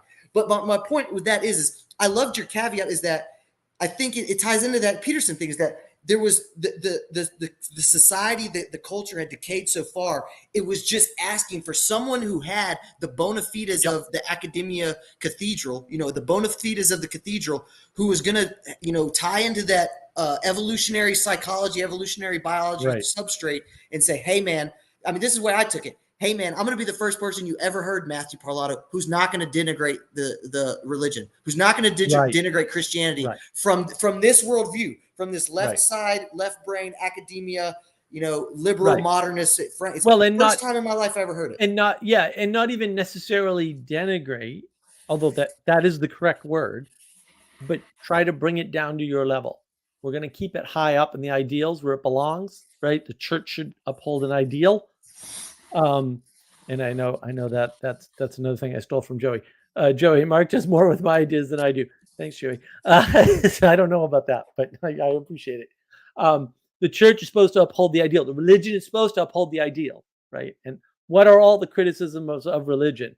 Oh, you failed to uphold the ideal here and here and here and here. And really, that ideal doesn't make any sense. And yeah, ideals don't make any sense to us because we're not ideal creatures. And so, of course, they don't make any sense. We can't reach those ideals, but that doesn't mean we don't need them. And that doesn't mean we shouldn't strive to reach them.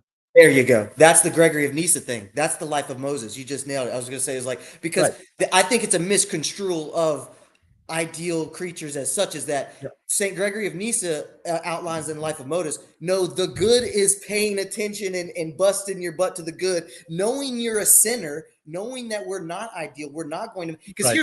here's my and it comes to the Luther thing too. I was talking to Michael Sartori about it a little bit last night. Is this is where the I think the Protestant gets wrong, and this goes right into my Pagioian bona fides and worldview. You know, I always say most of my Christianity is just heavy Pagioian and just fell back in Catholicism. Is that it's you could have critiqued the corruption and the lies and the sinning of the institution, but the moment that you say, hey, that what is it, the timber in the cathedral's eye, the timber in the Pope's eye is big enough as such to where I don't need to bother with my own. You broke the paradigm. You've now spun the paradigm out to where it's you're missing Protestant sola scriptura. Yeah. You're missing that part of the scripture, and you can't just pick and choose. The part of the scripture is no, it's the recognition I'm such a sinner. Yes, I can notice that they're sinning, but at the end of the day, I deal with my sins. I deal with my sins. But you have to, right? The problem is that book is so much bigger than you and so much smarter than you and so much deeper than you. That's why you can read it and get more out of it every time. And it doesn't have to be that book. It's all the wisdom texts, including Plato, including the Republic, right? But what that means is that you will pick and choose. You can't avoid it. You're not smart enough to take the whole thing in and put it in context and do the right thing in the moment. And that's why sola scriptura cannot ever work. But because he pick and chooses and takes that interpretation of pick and choosing as supreme. Now, if he would have just pick and choose and say, look, I'm pick and choosing, which is such the predicament of my being, it's the predicament of my interpretive structure existence. But that doesn't mean I put that as supreme and now protest and deconstruct all of the institutions. If he just takes that and puts it in the proper orientation, you're fine. It's like, hey, brother, we're all there. And then his movement is probably just a beautiful reformulating of the Catholic Church within the system instead of a great schism and all the wars. Right. And also, I mean, this is where, you're saying picking and choosing, right? Well, picking and choosing has to be wrapped up, in my opinion, and you can tell me if you agree, in relevance realization. That's what we're really talking about. And so this is where Vervaeke's work comes really handy, even though I will argue he doesn't have a good definition of relevance realization. I don't either. It's not a criticism. But paying attention to that, paying attention to the fact that your actions matter and that you should pay attention to your actions before you make them and after you make them. Yes, but it's also your beautiful gauge. I still love the way you framed it in gauge theory. It's your gauge theory point, and it's the one that you and Jacob Federacci hit on so hard. It's that you also need to do recursive relational relevance realization within your wisdom tradition and your rabbis, your other priest fathers.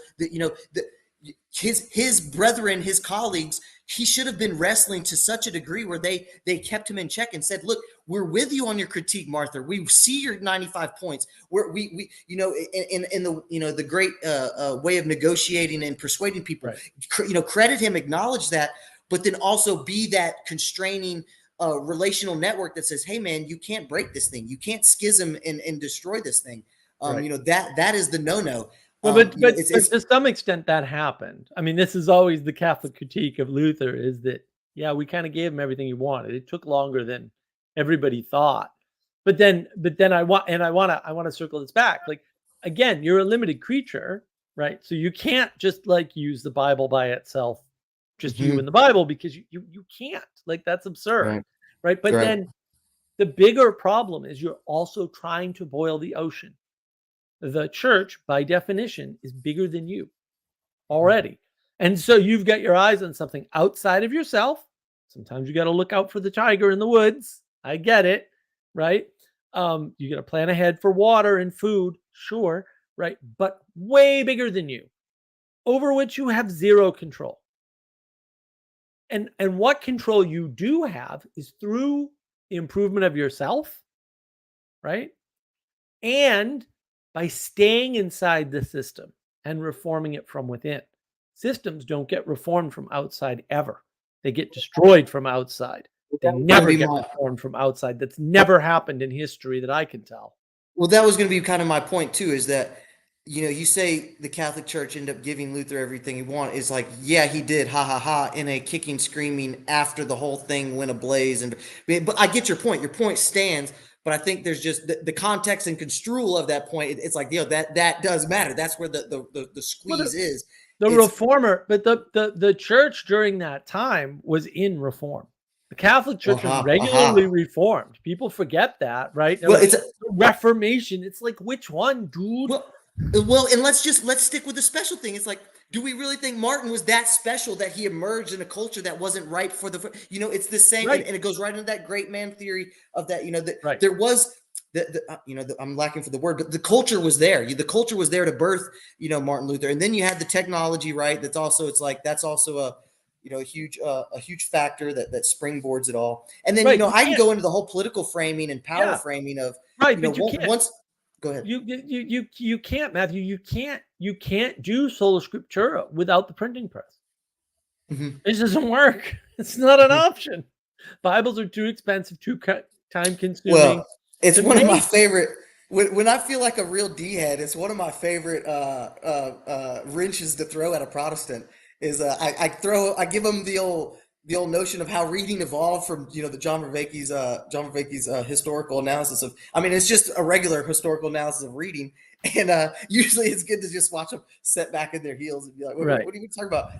People didn't always read this way. I'm like, no, dude. Right. No. Reading Right, is just like much of anything. It has changed and evolved and has been, subject to cultural and historical forces. Right. And the problem with reading is that people think they can. And actually, the more you look, like I was talking about this with Manuel earlier today on the Discord server. Like, there are people that clearly have very low reading comprehension, and they are reading texts that they cannot understand. Not could be educated to understand. Like, they will never understand these. And the greatest example, the one I'm going to harp on forever, probably. I knew I never should have read Plato's Republic. I just knew it. I had an intuition, and now I've read it, and I'm like, oh my goodness, I've heard you the go world here. is such a worse place. Like Plato's Cave. Like, I don't like you guys. I don't know what you read, okay? But it's not about somebody breaking free from some tyrannical thing. Like, that doesn't happen. And in fact, Plato says that can't happen. He says it explicitly at the beginning of the allegory. Like, I don't know what these people read. You gotta stop that, though. Well, like, the whole way that we think about the parable of the cave, the allegory of the cave, whatever you want to call it, it's backwards from the point of book 7. It's backwards, exact opposite of what Plato's trying to convey. It's horrific. Well, I think your point is true. I think it's understanding. I think your point holds true, is that you have to return. You have to return, right? There is no escape. We're always Right. in the cave. There's always the infinite, the unknown unknowns that are always out there. And to the degree that people don't understand that and only get this, kind of very hopeful fantasy, fantastical kind of myth. I think your critique holds. I don't necessarily know how much that is true. I don't know how many people who are reading Plato and are getting that kind of confabulated, confused. Perhaps so. But where my brain goes, my intuition goes with that is just, I just go with education at large, brother. I mean, I just go with, I had a 3.9 whatever in high school. I didn't have to try a lot. I had kind of the grace from God of being able to being literate, in a family that valued. I was just talking to this with Michael again last night. Is, man, education was implicit in my family. There's 5 kids, youngest of 5, and doing your homework and excelling at that homework and excelling at school. That was just in the water. Those were just the water. Yeah. Us fish were wet in. What you did. Everything else was the extra.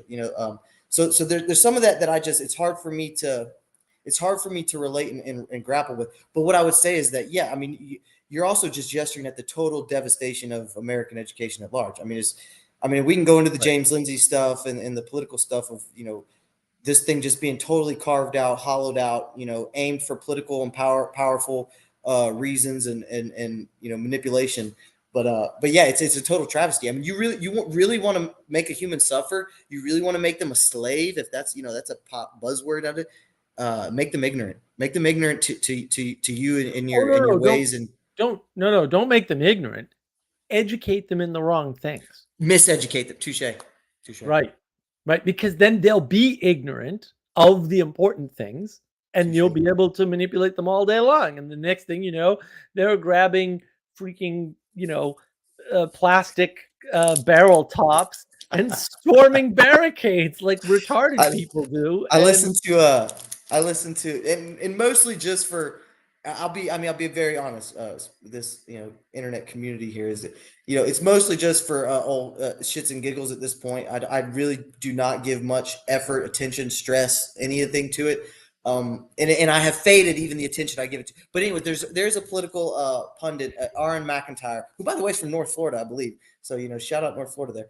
But he had a video this week about the college phenomena, and he was just hitting the drum on just like this. Anything that looks, colors, or identifies with conservatism or right wing does not need to touch this with an 8-foot pole. Like this needs to be so far a left side issue. Let them deal with their issue. Let them deal with their contradictions. I mean, to a degree, I totally get that. I also think it's like that's not how reality works. This is but this thing's going to play out exactly. Go ahead. Yeah, they won't. And I think I like Joey's comment. Boy, I sure do love nailing my demands to this door. I hope I don't send Europe into 100 years of war, followed by a series of events that will result in the end of all wars, followed by World War II.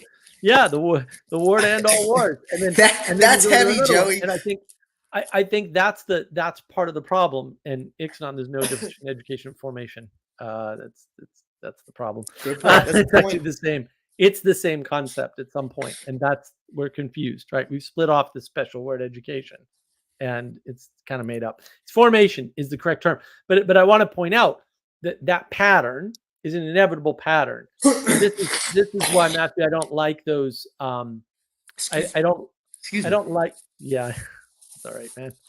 You made a good attempt at muting.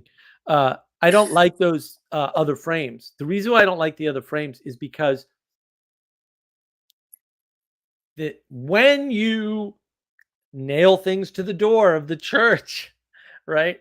Like you don't need active conspirators to make the things that happened happen, right? They're going to play out that way, right? And so there's a lot of,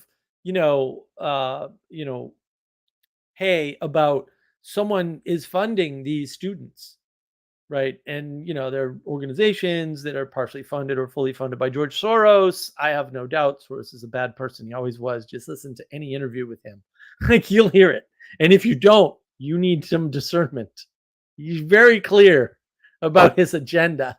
And that agenda is not good. It has no goodness within it at all. Right? Zero redemption, no redeeming social value. NRSV, right? That a lot of hay is being made of that. But the bottom line is it wouldn't take that to have happen what happened. I mean, there's lots of movements since we'll say Obama was president, because I think he was still the most protests of any president. It seemed to be under Obama, not even Trump, right? Yeah, nobody looks at that. I'm fairly sure that's true. So why? Well, because when you are skeptical and cynical, I have a video on that, navigating patterns, about the world, what happens is these patterns unfold automatically. And they don't take any structure. They don't take any ordering. It is part of the actual natural order of the universe that certain things are going to happen, right? It's a bit like trying to get rid of hierarchy. You try to get rid of hierarchy, you try to make everything equal, and it doesn't work because hierarchy is older than trees, to quote Peterson. You use a hierarchy in order to dismantle the present hierarchy. Right. It's right. Well, that's the history of revolutions. I'm going to talk about that with Adam in my Russian Revolution video. I love the first episode, by the way. Yeah. Yeah. It's going to be fun, but that's the pattern. Like the Russian Revolution is the refinement of that pattern. And then it also shows the way why the American Revolution, quote, revolution, which I call a rebellion, is different. It's wholesale different from everything before it and everything after it. And people don't understand why. And I think I kind of have a bead on that. I'd love to talk to I was Peugeot gonna about say that. I'd be interested in hearing you do an episode on that. I'd probably lean to the I mean, I want to say tentatively, but I would say I'd probably lean to the I don't see much of a difference there. But anyways, I don't want to derail Oh your. yeah, no, most people don't. I make part of that case in at least one of those videos with Adam. I forget which one at this point. I think it's the French Revolution one, where I go into I mean, don't why. get me wrong. Don't get me Really- wrong. I would say I'm enough of an autodidact historian that I could point out some distinctions, but I don't necessarily say no. If I was, because what I took it is that you would say there's a wholesale difference of pattern there, right? Oh There's a yeah, difference not only there's a difference in there's a difference of kind, not only in degree.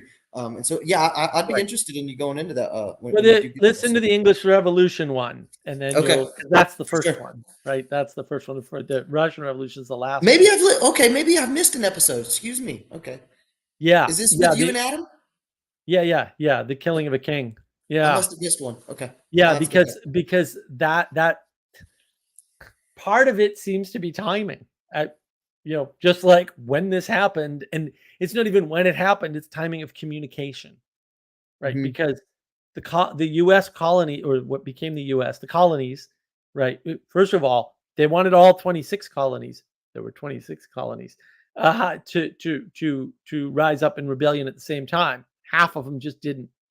They just we're good, for better or for worse, right? That's part of Canada, even, right? And all the barbaric Barbadians down in the down in the Caribbean there, right? They just didn't go along with it.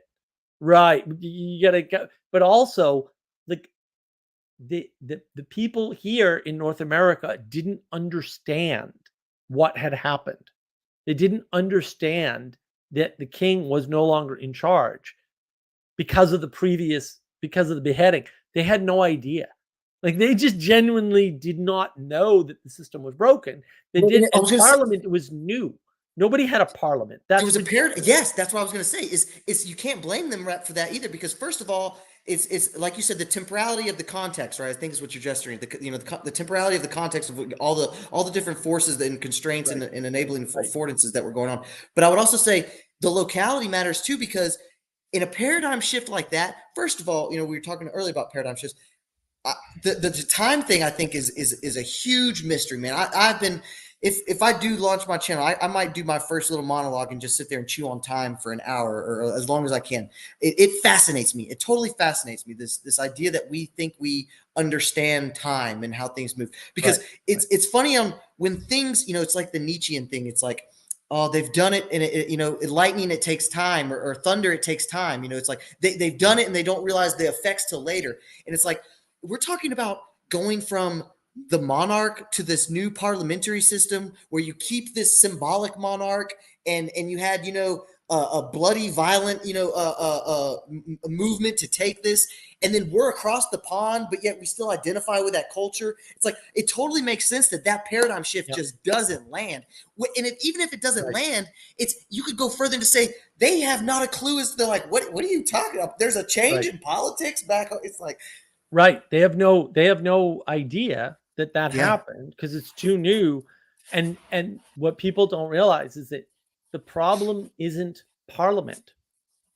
The problem is that Parliament is being propped up by the first and largest corporate takeover of government in history.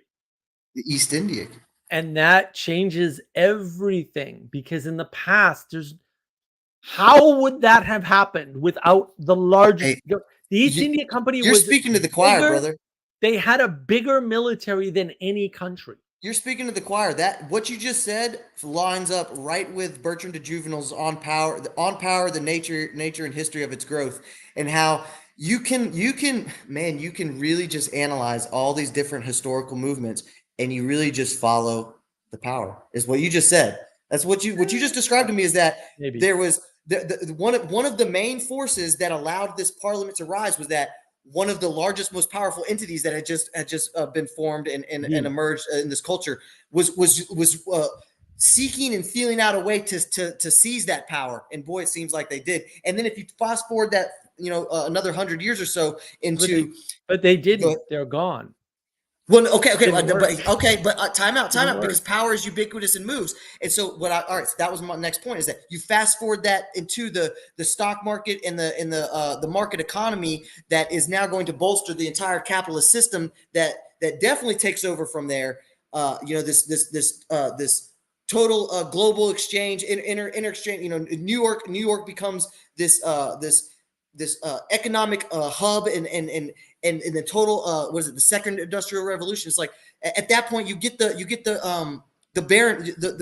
robber barons. You get this huge capitalist moment. And so at the end of the day is you're right, they may not have lasted, but the entity that was gesturing, the symbolic entity that was saying, oh, this is the way that power can move now, here we go, that's still around. And now we've seen that we've seen that evolve into a managerial system where we just do the midwits and the academics. Well, that's James Burnham. That's James Burnham and how we don't have a capitalist system right now. Well, that's fine. We never had a capitalist system. Nobody has a good definition of capitalism, except me, of course, on navigating patterns. But you always say that, and then you say that to me, who I'm like, wait, I have one. Nobody has a good definition of power either. That's the problem. They just use it as a placeholder for a bunch of things. We've done this.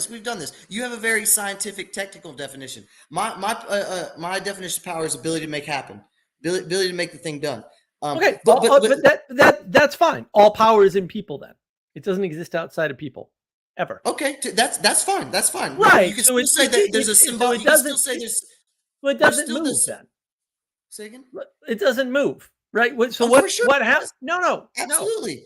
Okay. At one point, all the power. Listen. Let me flesh it out a little bit. So what Burnham articulates is this shift from the power in the capitalists who the robber barons, the people that were really funding these economic entities and these economic chains that have these profit and it overflows and you have this economic flourishing, this ecology.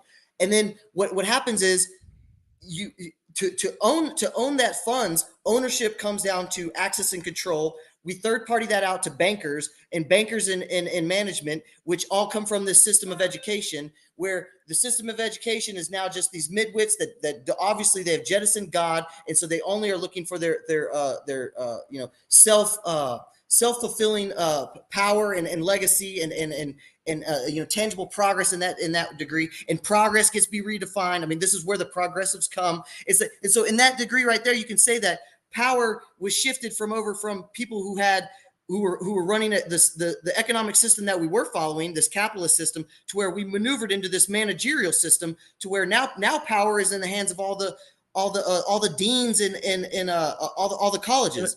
Now point me out where I'm wrong. That's the problem. None of that actually happened at all like that. That's like when you look into the history, it didn't happen.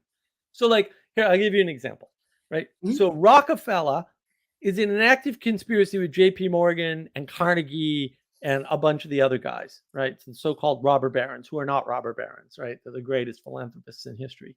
And so you have the wealthiest single individual in the world, John Rockefeller, right? Who's a trillionaire in today's money. Who was a capitalist who had a lot of power. So you haven't refuted anything yet. No one is a capitalist. That's not possible. Capitalism is the measure of economic freedom in a system. Okay, and humans are capitalists. Let's do this caveat first. I agree that there's only the capitalism is, again, you can just worship it and maximize it for capital, and that's what we're doing right now. It needs to be set into a theological frame. That's Mammon. That's a religious problem. That's Mammon. That's the worship of Mammon. Yeah, but I think all of this sits in a theological bed. No. It only works in the theological. That's why when you say things like capitalism and power, that doesn't work at all. Okay. Right? You have to I think I'm agreeing a little bit. Go ahead. Yeah, those are ethereal. Those are religious, right? Capitalism is an attempt, the using capitalism in that way or using power in that way is an attempt to materialize those terms. You're not pointing at material things. When you point at material things, you're pointing at measurements. So it goes back to gauge theory. You're pointing at measurements. So capitalism is the measure of economic freedom. It's whether or not your gold and the king's gold are worth the same value. Okay. That's what capitalism is, right? Higher levels of capitalism have more people where the stuff is worth the same. So you see more capitalism coming out of the medieval period, right? Because what happens is in the medieval period, everyone was a serf, basically, not everyone, but like 80% of the population, right? If you found gold on your land, like actual gold on the land that you were tending, that had been in your family for years, because you didn't actually own it, because the military that was protecting you from the regular raids, they might not have been like daily or weekly or monthly or even once a generation, but there were regular raids that were going on, right? In every part of the world back then, pretty much. This is Hayek, right? Road to Serfdom. So those people would take the gold. If you had the gold and you tried to trade it, you would not be able to, or the things you could trade it for would be limited because somebody could say, well, we know that's not your gold, and therefore we're not going to give you full value for it. Right? And so capitalism happens as a rise of the merchant class. Merchant class was always there, by the way, but the merchant class was big in Rome. Rome fell. The merchant class was gone. It re-rises, right? But this is where power comes in. This is where power comes in, and I don't think what you've outlined refutes the Bertrand de Juvenal framing that I was following. It does, but go ahead. I want to let you flesh it out. Right, because this is where capitalism doesn't exist except as a measure of freedom of trade. It's effectively what you're talking about. It's freedom of trade. I was going to say I don't necessarily know if I disagree with that, Mark. Go ahead. Go ahead. So right. So the way that the power goes is, again, if you can go back to Rome, you can see in Rome, the merchant class had a great deal of power. Some of the people that got in charge of Rome all happened to be the wealthiest people in Rome. Like, I don't know, right? So that pattern's everywhere. That pattern's never changed.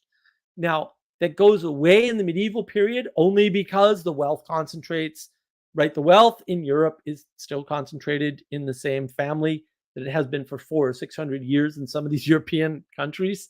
A lot of people don't know that. Yeah, the US is awesome by comparison. The robber barons, so-called, are the nouveau riche. And so what happens is they get together in this actual documented meetings, real conspiracy.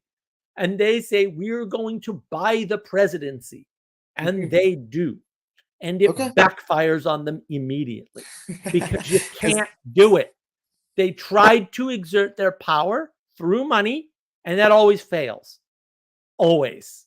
Okay. And so that's where it all breaks down. All right. So then here's where I think, and this might have just been a whole little semantic dance that we maybe didn't even need to do. I appreciated your explication there, so it doesn't really matter in my opinion. But so what I would say then is you're right. All right. So power does move through humans. I would also say this is where my Neoplatonism comes in. I think all the symbolic structures are refracted through the man as the nexus, like human is the nexus.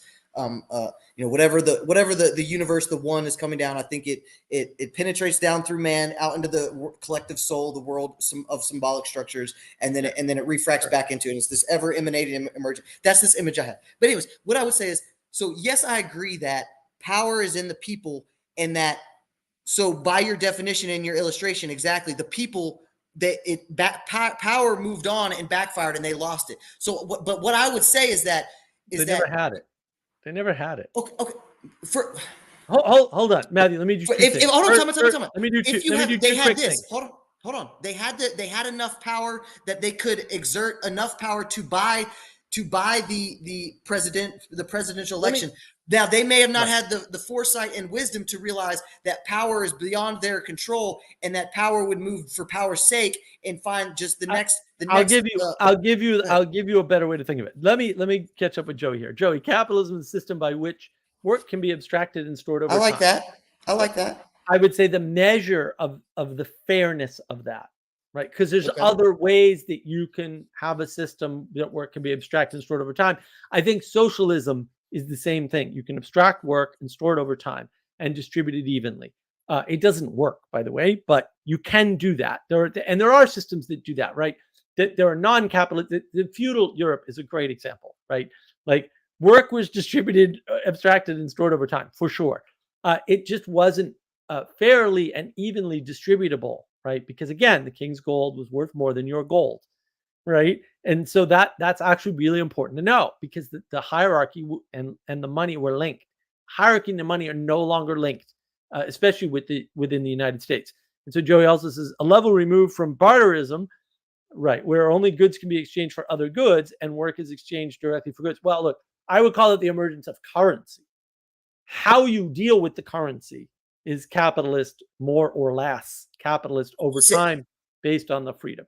This is where I would say, because my caveat always with Christian capitalism, it's like aimed for a certain good that is prospering out to the higher good of the community. It's like that's where how you deal with the abstraction of stored labor, and how you deal with the fairness of currency, for lack of a better word. It's like, I think that's where you get into the Christian framing, and that's where I was trying to say these things are embedded in a theological fundament. It's like I don't think you get around. It's all theological. I want to get back to the power stuff.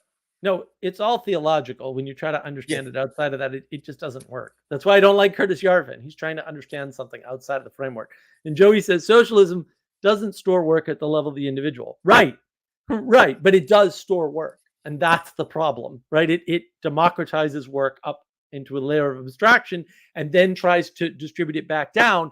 But they tell you they're not doing that, right? Socialism explicitly starts from the whole axiomatic thesis that you don't need a centralized control source to do that work, which is an obvious lie, which is always why I'm puzzled why people fall for it. Now, Matthew, let me go back and explain to you how the power thing actually plays out. So you've got Teddy Roosevelt.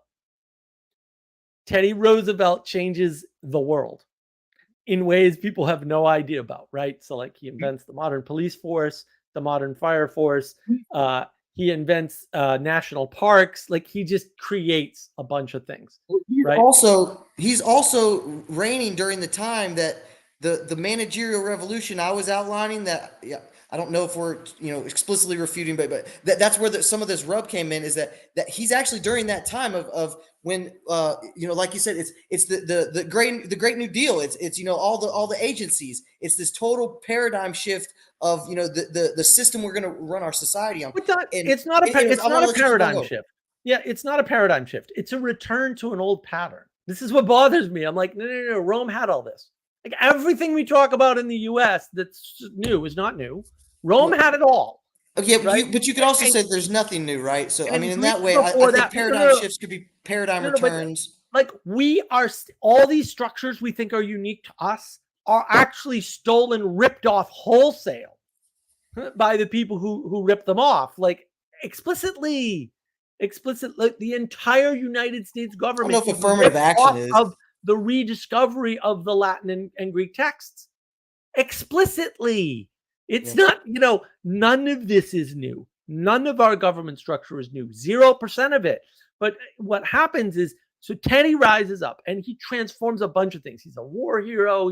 It's crazy. Like looking into his history is nuts. It's just crazy, right? So he does all this stuff. The robber barons, however you want to think of them, and I will do a video on that at some point. They don't stop. They can't stop it. They can't. All they can do is say, all right, we got two guys, right? And we're going to make sure one of them is not president. So they forced Teddy Roosevelt in the vice presidency. They did that. That happened. It was an open conspiracy. Everybody knew about it. It was the meetings have meeting minutes. Like it's bad.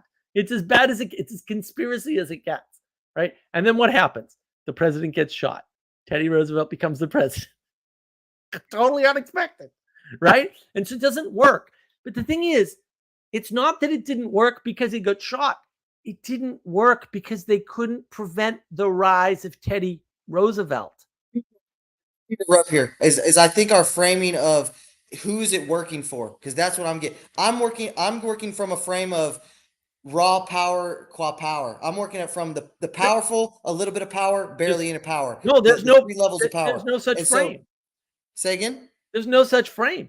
All power is in people. Everyone has the equal Okay, potential for I power. agree, but I would say that there are degrees of power you have. I would say, like me, I live in a realm of I have very little power. I would say then there's people No, who have, like no, millions and you millions don't and millions of though. dollars. They probably have No, a medium amount of power, and then there's no, people who are no, they like, don't. But they don't.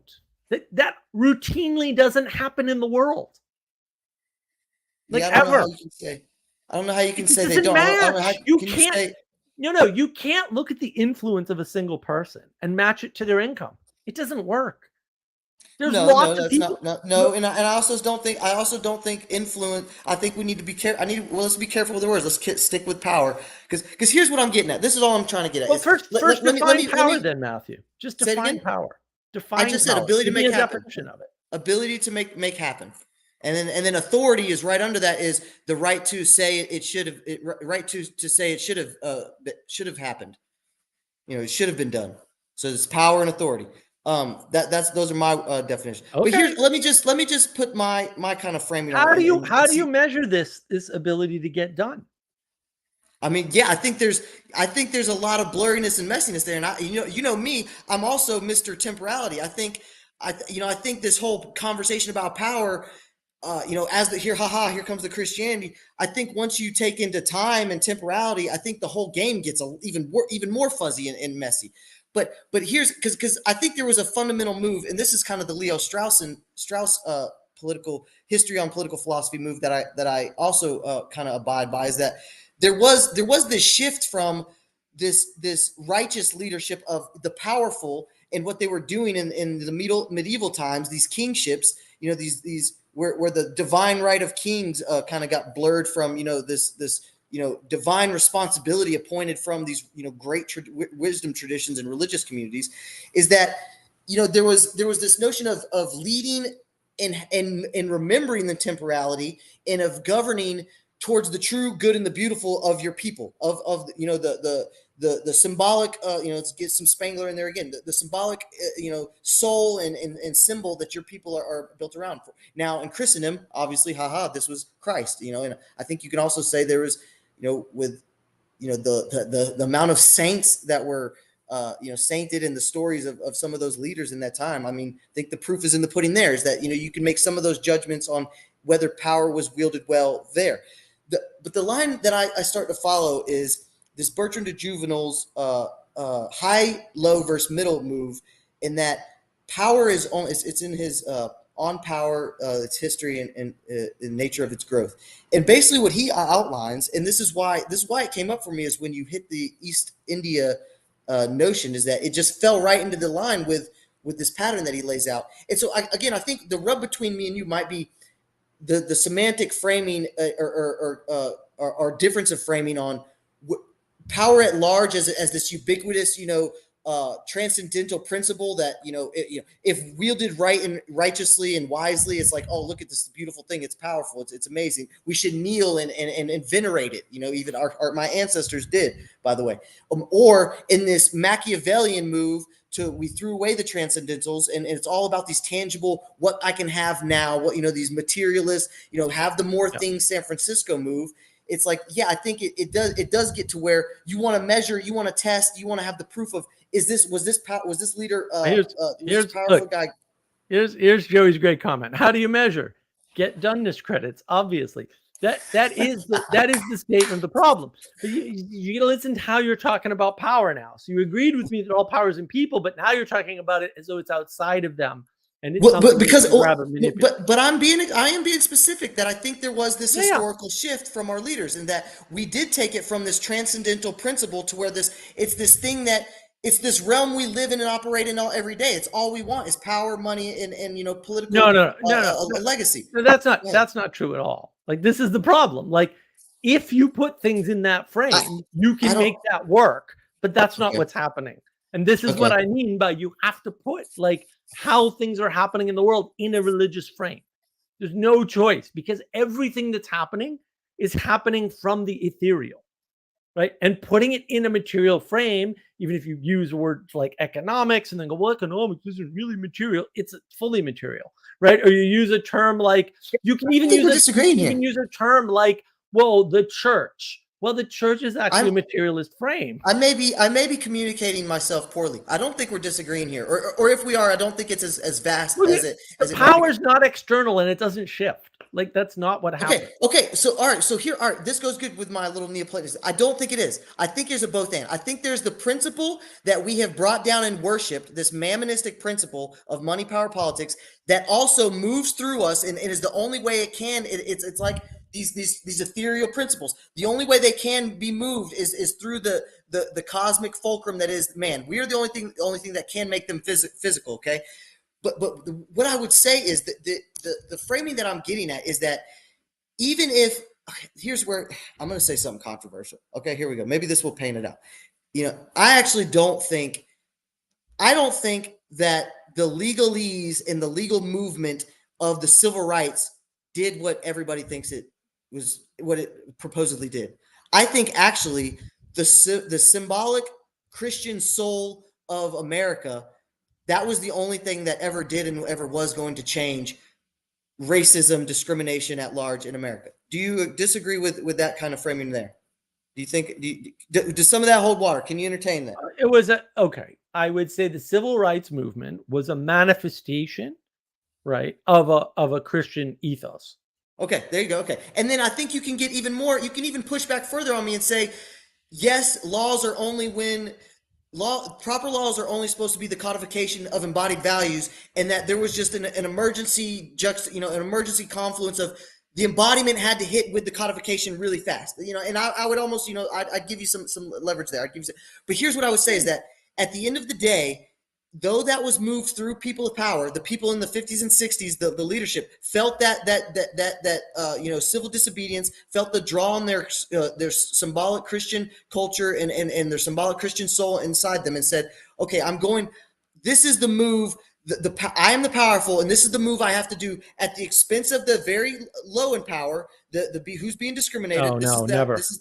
This is that high versus low versus middle. And so what I'm going to do is I'm going to insert this amendment, civil rights, which will then remove power from the middle, which is exactly what it has. It has only been used to ignore discrimination against at large in the big picture now, 30, 40, 50 years later. It has only been used to work around straight discrimination against straights versus whites and versus Christians. And versus males, those which should be covered in the civil rights. But nobody did that.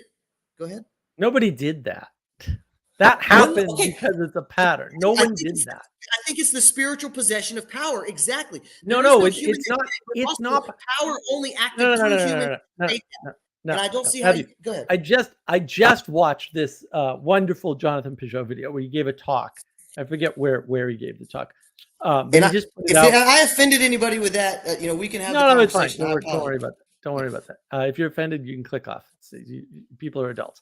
It'll be fine. But no apologies. We say, and we stick by it usually. And if we don't, we apologize. And if you can't deal with it, I've thought very carefully about this stuff. Yeah, no, you're fine. I only disagree with your framing. And the reason why I disagree with your framing is because I'm watching this and he's talking about the symbolism or the icons of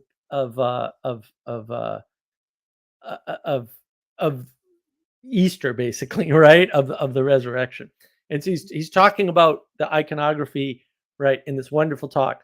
And one of the things he says is Christ goes out and says, I'm going to wash your feet. And they all say, no, you can't do that. You can't wash our feet because you're way up here. No, bro, I'm in charge. And this is what's going to happen. I get it. Right. The thing is, no leader stays in power if they take from the bottom. They don't. I get it.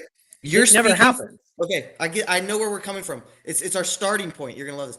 You're speaking from power properly construed. I'm speaking from what's going on in the world, and they have power misconstrued. They think power is the okay. Because in the story you just framed, I totally agree. That is the way power proper lays itself out in the world. No, it's not. It's the way all power has to work. This is the chimp story from Peterson. Okay, time out.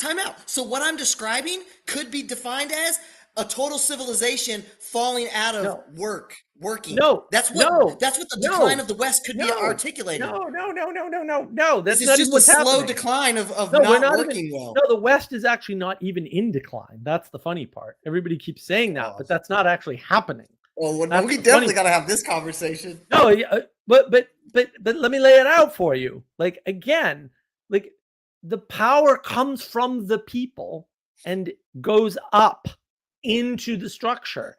And so and people pointed this out over and over and over and over again. If you work your slaves to death, you lose all your power. And so you cannot take power from the bottom for very long. You can do it for a little while, right? But you can't do it for very long, right? This is Jordan Peterson's chimp, right? The one tyrannical chimp can be in charge for a little while, but eventually the proper leader loves come apart, right? Because the proper leader loves. But there's an expense to being tyrannical, and that expense is too high, right? And so one entity, chimp or human, doesn't matter, can't be great enough to overcome the expense and be the great man or the great chimp, right? Yeah, and remain in control long enough to take all the power. I agree with that. Doesn't work. I agree with that. Ever. But right? I think there you're framing it in this kind of individualistic. I think there, and don't get me wrong, I think we just touched earlier about the great man theory. I think there's some merit there is some merit to some of that pattern. That I think there could be reworked a little bit. But what I would say too is that there's also the notion of Jonathan Pajot, of a Jonathan Pajot conspiracy, is that there are conspiracies without ever communicating. There are conspiracies on just we're all aiming at the same thing. Those are patterns. So, say it again. Those are patterns. Yes, for sure. Yeah. And so you can say that and this is just the Leo Straussian Machiavellian move that I articulated, is that what I'm describing is there's this misconstrual of power, and that it is not being properly oriented and properly wielded where you can't wield power and you can't orient it at that layer. It's not possible. This is where everyone's confused. It's just bad framing. That doesn't actually happen. That's why the robber barons weren't able to, wealthiest people ever in history, and no one's come close since, they weren't able to even buy a presidency in one country. Yeah. Well, again, I think the rub there is like the temporality. They were able to exert their power, but they don't know the unintended consequences. See, this is why the word is bankrupt. Exactly. Well, that's what I was going to say too. My next move was, I think we're drilling down so hard as we're getting into the messiness of the term itself. It's not right. That's why I'm saying it's just wrong. Yeah, you can't use that word that way. It's influence. Well, here's what I will do: is I will offer you that book. Power is inside of you, and influence is outside of you. Right? And now, so there's no power outside of you, like actually you. Right? Every person has a certain amount of power. They don't all have the same amount of power. Sure, whatever. Who cares? Yeah. Right? And every person has a certain amount of influence, and they don't have the same amount of influence. And I would say that's further, where people get confused. You participate in communities and social spheres that have that wield a little bit more. That would be my take on it. But I think I get your frame. I think I get your dispute with the framing. Structure is what you give your power up to, right? To build something bigger than you could build by yourself, right? In other words, you cooperate with other people in some fashion. This is how corporations work. Well, right? I'm definitely following. I'm not doing anything outside the lines of like straight elite theory. Like that's the I'm talking about a group of elites, whether it's your kingship, your monarchs, or whether it's your vassals that the kingship broke down into parliamentarian. But it's not. Elitism is always defined after the fact, and no one recognizes that. Elitism is always defined after the fact. I could agree with that. I could agree with that description, but I would also say that doesn't necessarily refute the category itself.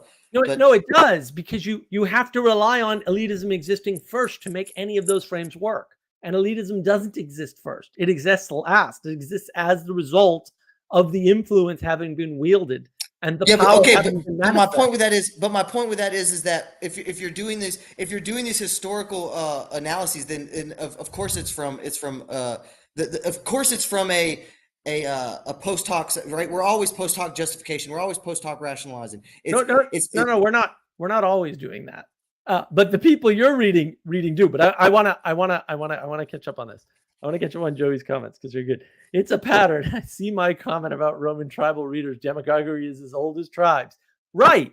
It has to be, right? Because you have to have an ideal. The ideal is, you can have a bad ideal, right? Well, I agree. would West offer is in dilution, not decline. Interesting. That is closer. That is much closer to where I'm going with it. Dragon Ball Z is the only fictional universe that accurately measures power levels. That is also 100% correct. Joey's a genius. Fight the power, refuse to cooperate, be special by yourself. Well, here's the thing. Yes. I should have known with your comment and your stance on Yarvin that maybe tackling power with you is going to be rough. But I will say this is the most I've read on. I think I've read 2 books on it.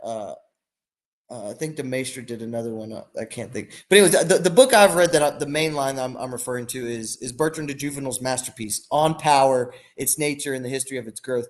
I do think, just so we can put this to bed a little bit. I think, unless if you'd like, I don't think you outright in the historical in the way the historical patterns lay out and the few framings that I'm distilling together. I don't think explicitly you have refuted. You haven't broken and shattered the worldview I have. But I will say this: I think your point landed in that you're trying to drill down on the fact on the paradigm of power beyond people and whether and how far you can push that. And I do think there's merit to that.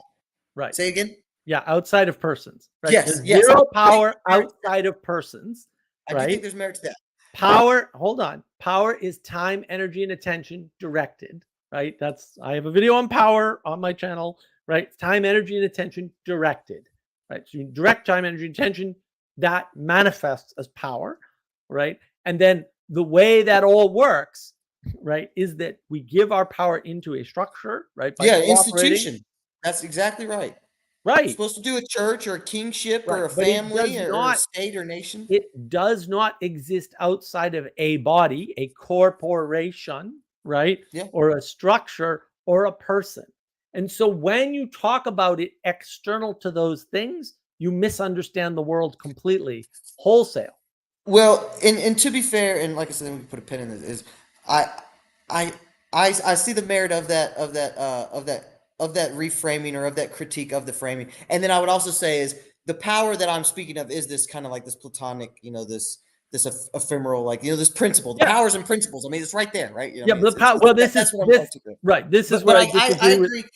And like I said, with the Neoplatonism frame that I have, is I do kind of like, it's always interpenetrating. Those principles are always so I think through the people holds for me or lands. You gotta watch the 2 conversations John Vervaeke had with Dr. Lanton Jack there, my buddy Jack, about not being Platonism and Neoplaton. I know you have a couple buzzwords here, dude. He pretty much put that to bed with John.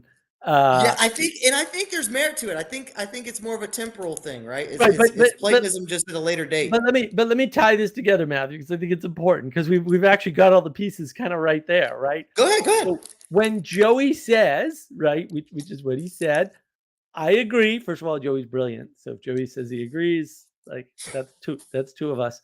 Right? The West is in dilution, not decline. So if you take my thesis seriously about time, energy, and attention directed, what are we? We'll say the most powerful nation in the world, because I think the U.S. is the most powerful nation in the world by most standards. Like, I don't think anybody disagrees with that, right? It doesn't matter if you're looking militarily or economically or any other way. Basically, all the frames, we just seem to have them all, right? For whatever reason, for good or for it's terrifying. Right? It's terrifying. I agree. Right? If we are the most powerful nation in the world, what is happening? Well, what's happening is the time, energy, and attention is spread out all over the place. It's diluted. Okay, right? Wait a second. We just landed together. What you just framed, that last part you just framed, that is totally in my worldview on this. That's exactly right. Right. I But totally agree with that that. means power is not external to anything. The problem is we're not all looking at the same thing, we'll say, No. above us. I Right. think what I was trying to do was like a technical propositional articulation of it, and I think it triggered all your little red flags. Because No, no, actually, the way you just framed that last 30 seconds, that's 100% in the pattern that I'm trying to articulate. Is that's and like I did try to Right. throw in that last caveat But- is the Platonist image that I have. I mean, it's all the power principles, the symbolic structures, they're all interpenetrating eternally forever. It's like, so Yeah. that also lands for me. I Yeah, think I was trying to do too much of a propositional thing for you or something. Again, the idea of on power and the history of power doesn't make any sense to me, right? Just it's Okay. bad framing. I did want Okay. to address Almond Tree. Parlato's been on here a few times. Almond Tree. Maybe you should. I love Jason. Jason, I love Jason. I love Jason Jason is a too, sweet, but sweet like guy. also pay attention. Pay attention. No, Yeah. touche, right? I have It's been great. on here. a couple It's times. great when you're on, Matthew. You've been on a few times. Thank you, It's always buddy. been wonderful. Yeah, I think, and again, I think the important part is when you do the Curtis Yarvin thing or whatever, and you start talking about this power as this external force, you don't have a way to understand what happened to the world. Well, Because and what now happened- that we went into this for 20, 30 minutes now I would be, I mean, I'm still curious. I guess in a way, I'm even more curious to hear your takes on Yarvin because now I feel like I have a better context of So- like I already see where some of y'all's heads are going to butt. So let me finish rounding this out, right? So we Sure, have this sure. What else are we gonna do? dilution. Why do we have a dilution in the West? We have a dilution in the West because everyone's trying to be special. So thank you, Matthew, because you led it right back to the topic, right? You did that, not me, right? That's the problem. The power, which is in each person, is spread out because we're not looking at the same things. Yeah. We're not looking at the same things. And special think? is What do you think about of that? looking. Special is about this navel gazing, narcissistic kind of. Yeah. It's Right. it's almost anti-aligned attention with others. Yes, it's anti-aligned attention with others. Right. Everyone goes, well, we have nothing in common. Well, that's because you're not looking up at the same things. You're looking across at different things. Well, and it's not even a, well, we don't have nothing in common. It's a, I don't have nothing in common because I'm Mr. Special. It's like this it's like this parade of I've said it in a couple different ways of like anti-politics, anti-culture. It's like, But what else happens, right? Well, why is that? Well, we're trying to be special because we think we live in a flat world because we've been told we can understand the world. And if you could understand the world by yourself, you would live in a flat world because you just can't understand a lot of stuff. So you have to compress, reduce, flatten the world in order to understand the world that you live in for yourself, by yourself, on your own, right? Which again is impossible, right? And then here's the problem. The problem is when you live in a flat world, everything is opposition. It has to be. There's a limited amount of space. We're going to bump into one another. I'm going to go this way. You're over here going to the same point. We're going to collide, even if we're not going to the same point, right? So there's more conflict because we're not looking up where we do have things in common, right? Into that platonic realm. The virtues and the values are above you and I. Yes. Now we can reach for them and our arms will never touch. Yes. Ever. We'll this never is be in conflict. We can cooperate. This is 1,000%. I don't like opponent processing. It's cooperative processing. Well, right. And that's kind of like a more optimal construal of that semantic framing. Right. So hold on. So you see, I want to do two things, but I'll do the first one first and then I'll jump back to the comments real quick. Right. You see, this is why this framing of Curtis Yarvin is wrong. Because it assumes opposition, it assumes conflict, and it assumes top-down power from above that is being jockeyed for or grabbed or positioned for. Whether you believe they can grab it or not, it's not actually relevant. That's the framing, and that framing is wrong. Let me do one other thing. I want to grab Joey's comment because it's really good. Love Matt's enthusiasm, but man, your next step has got to be saying what you mean with less words and framing. 6 P's words in one sentence is too Vervaekian for your own good. I'm doing my best. I agree. Too much Vervaeke. Too much Vervaeke. Never. Go ahead, Matthew. I ain't Go never ahead. gonna stop. Okay. Well, here's what I was gonna say. I again with your last couple points here, I actually agree with that refute or disagreement with the. I'm on your side of that disagreement when it comes to Yarvin. Is actually because I think what you basically just came down. The gist of what you just laid out is that he's still in the wrong realm.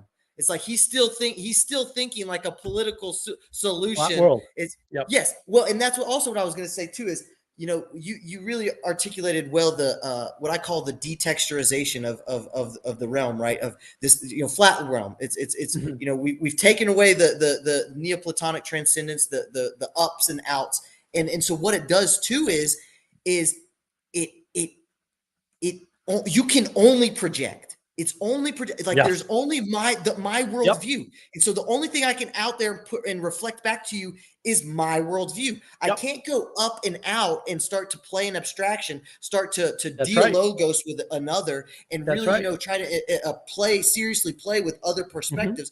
It's only this one lens, this zero sum lens. What I go into this money, power, politics lens. This mammon lens, and so it's every motive that you're doing. I can only see through that motive, and it's like, man, the game is broken at that point. That's the flat world. And then what else you'll do, and this ties into my last week's live stream, you will see what looks like intelligence in AI. You have to, because you're projecting. So what you're seeing, so like when Vervaeke talks about AI, the first thing I notice is that he's never done any at all, not for a minute. I mean, he might have used one and typed in a few words, but like I built them from scratch. I got the book right on the bookshelf. Hey, Jordan plays with them a good bit. Right. And you can tell, it's like, dude, necromancy, please no, just stop. Right. Because you don't understand what you're actually doing. You're only going to find the answers that you are seeking. So when you hear Vervaeke talk about it, it's just a solution to the problem he proposed in Awakening from the Meaning Crisis. He's seeing exactly the solution to the problem, potentially, or potential danger, because, he's playing both sides because everything's equal, right? He's an equality doctrine guy, unfortunately. That's part of the problem. And then that's the issue, is that everyone's seeing in AI a person. And it's like, there's no person there. What you're seeing is you, or a small part of you, worse yet, right? That's the problem. And then the only solution for Curtis Yarvin fans is conflict. And it's supposed to resolve a certain way. Otherwise, it doesn't work either. Well, and just so I can, because I did a little bit of the taboo stuff and brought up some explicit political tropes here. I will say this, because the guy I mentioned earlier, Aaron, like I said, I do a lot for shits and giggles. But I mean, like, he has been on videos with Paul Vanderklay. Like he will explicitly gesture, like he does his political punditry, and then he will explicitly articulate and gesture like, this thing is beyond this, but like, this is about values. This is about finding communities and really trying to re-aim and reorient whatever the hell we can, find and put together. So I do want to kind of save face a little bit on that regard. But other than that, the other thing is just the only thing I mentioned, Mark. I think you get to know me a little bit. My personality is I just know how much research and how much care I've done to some of this. I don't want to go into the topic that we mentioned earlier, but and first of all, it's a sign of how much I respect and trust you that I would go there. And so, anyways, I just know that can be jarring for someone to hear that. They're just like, what the heck, it's like, and ha ha ha, you guys don't know me. You could know me and my friends and relationships, and you'd be like, oh, this guy is for surely not some crazy bigot. So it is what it is. No, I agree. Yeah, you're fairly well researched. I mean, the problem is, and this is the problem, this is the relevance realization problem, is that two people can actually be exposed to exactly the same research and come to vastly different conclusions because of their framing. And it's the ignoring the framing, the postmodern move is to ignore the framing, right? To say, I can frame this for myself by myself. That's the postmodern move. That's what dilutes the West. That's what spreads everything out. That's what sends you into a special framing. Getting special.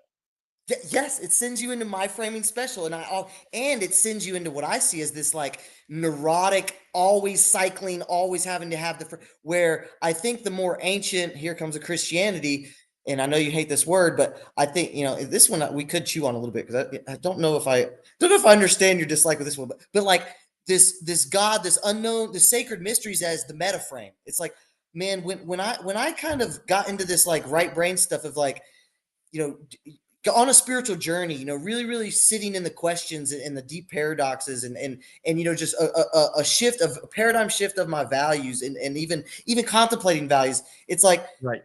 there was this notion of really just worried about the questions and not having this answers, not this neurotic, Right. I gotta Right. have the next answer, I gotta have that. There's this kind of neuroses that I think also comes out in that. So Yeah.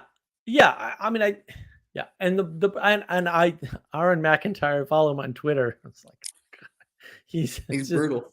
some of his takes are just like way off. I'm like, dude, and I've asked him, I do my trick, right? I ask people very simple, easy questions. Legitimately, I just want the answer, dude. I'm not trying to trap anybody. I'm just actually trying to figure out a simple answer to a simple, easy question. And he zero. He nothing, which is fine. Like, no one has to answer me. It's cool. I don't care. Also says something about you, though, right? Like Colin Wright did this to me. And too. I I'm like, think your tactic, easy question. is very wise. Easy questions. Straight, simple questions. Right. No, yeah, Be a because you don't barrier. want to trap anybody. You do want to find out where they stand. And so you want to ask them things like, how does that work? Like, have you thought about how this would play out over time? Because most people haven't, right? This is Curtis Yarvin's problem. And none of his theses play out over time the way he thinks they do, No. right? Because he Yeah. hasn't actually thought about it.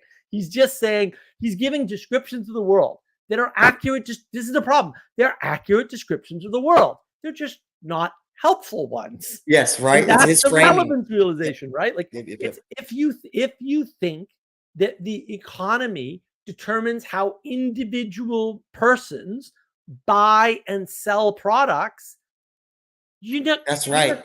it's He's never a going big to work. materialist too. He's a big material. He's one of those. He's one of those Marx. He's one of those capitalists that really has Marxist worldviews behind his capitalism.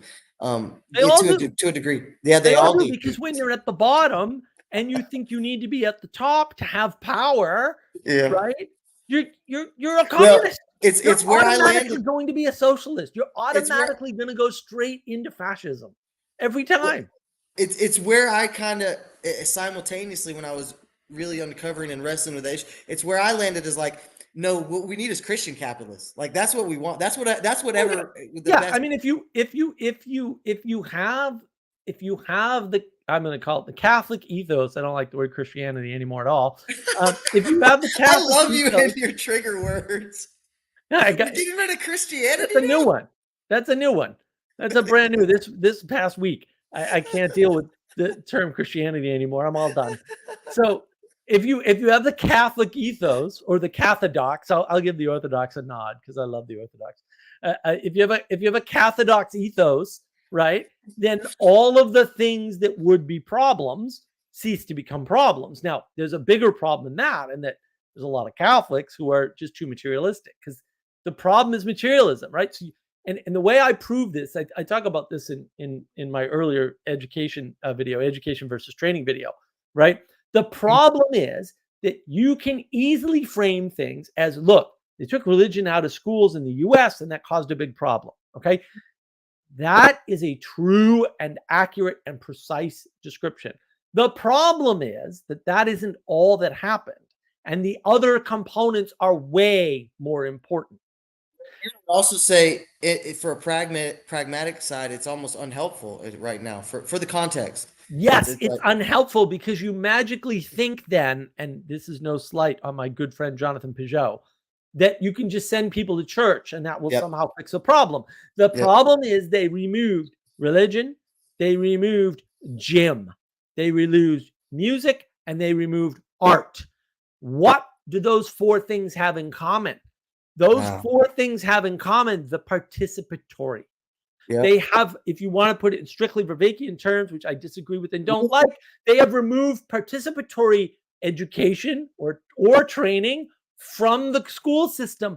And now religion is not properly accessible to people. And he talks about, he explicitly mentions a wisdom famine. That's where my brain went to. I love the participant. You nailed it. That pattern is there as well. But it's also, those are all like the fundament that grows you into wisdom. It's like you go meet a guy who's a 40-year-old on the basketball court at the YMCA and who can still ball and pick up. It's like he's got some street wisdom from that. How do you have wisdom without participation? Because it's the only way to get it. Amen. It's the only way to get it. You cannot get it from a book. You cannot get it from a philosophical practice. You cannot get it from an individual practice. You can't get it from meditation. That won't get you any more wise. Steve Jobs is my favorite example. There's no way you're telling me that guy had any wisdom. He did meditation alone. He didn't get any better. He got more of a jerk, not less. Well, it reminds me of that. I'm so biblically illiterate, but in Exodus, they say the Pharaoh got hardened or became more. His heart was hardened.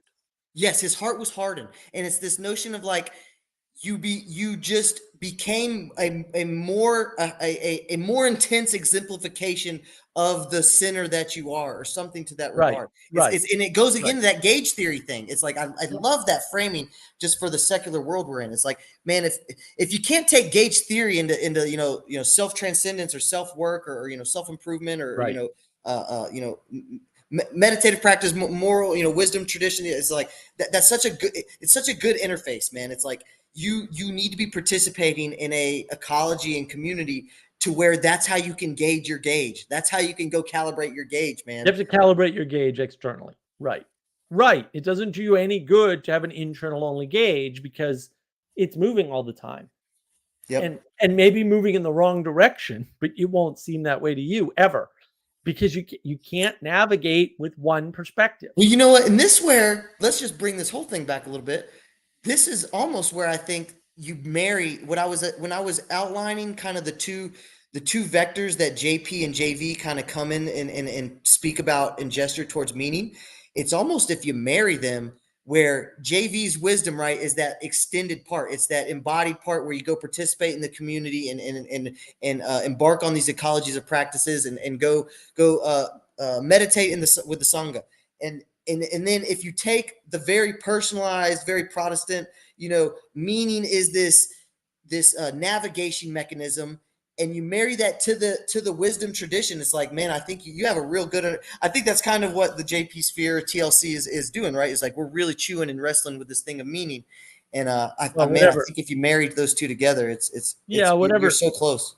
Whatever you think you're pointing out with quote TLC, which doesn't exist because they can't define it. No, they're not doing anything. 5 years, they've done 6 years. They've done nothing.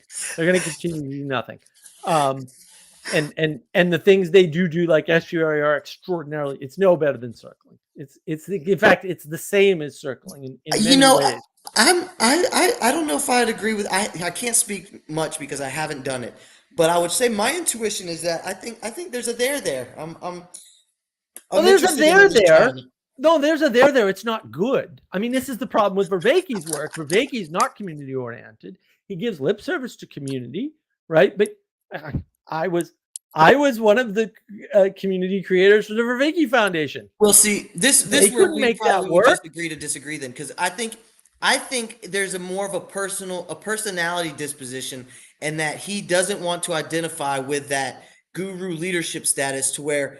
Right. That he's not. You're right. He is not going to participate in the cultivation community. But he's not going to, and his work doesn't denigrate that. He doesn't. No, it doesn't. But he doesn't point you at community. And yes, he is afraid of leadership and responsibility. I agree. But also, you're afraid of leadership and responsibility. I will send you a quote from the Awakening from Meaning from a Crisis series, where he says you have to participate in these distributed cognitions, in these right, but he doesn't say what that is or how to do it. And then in the series where he has a chance to do that.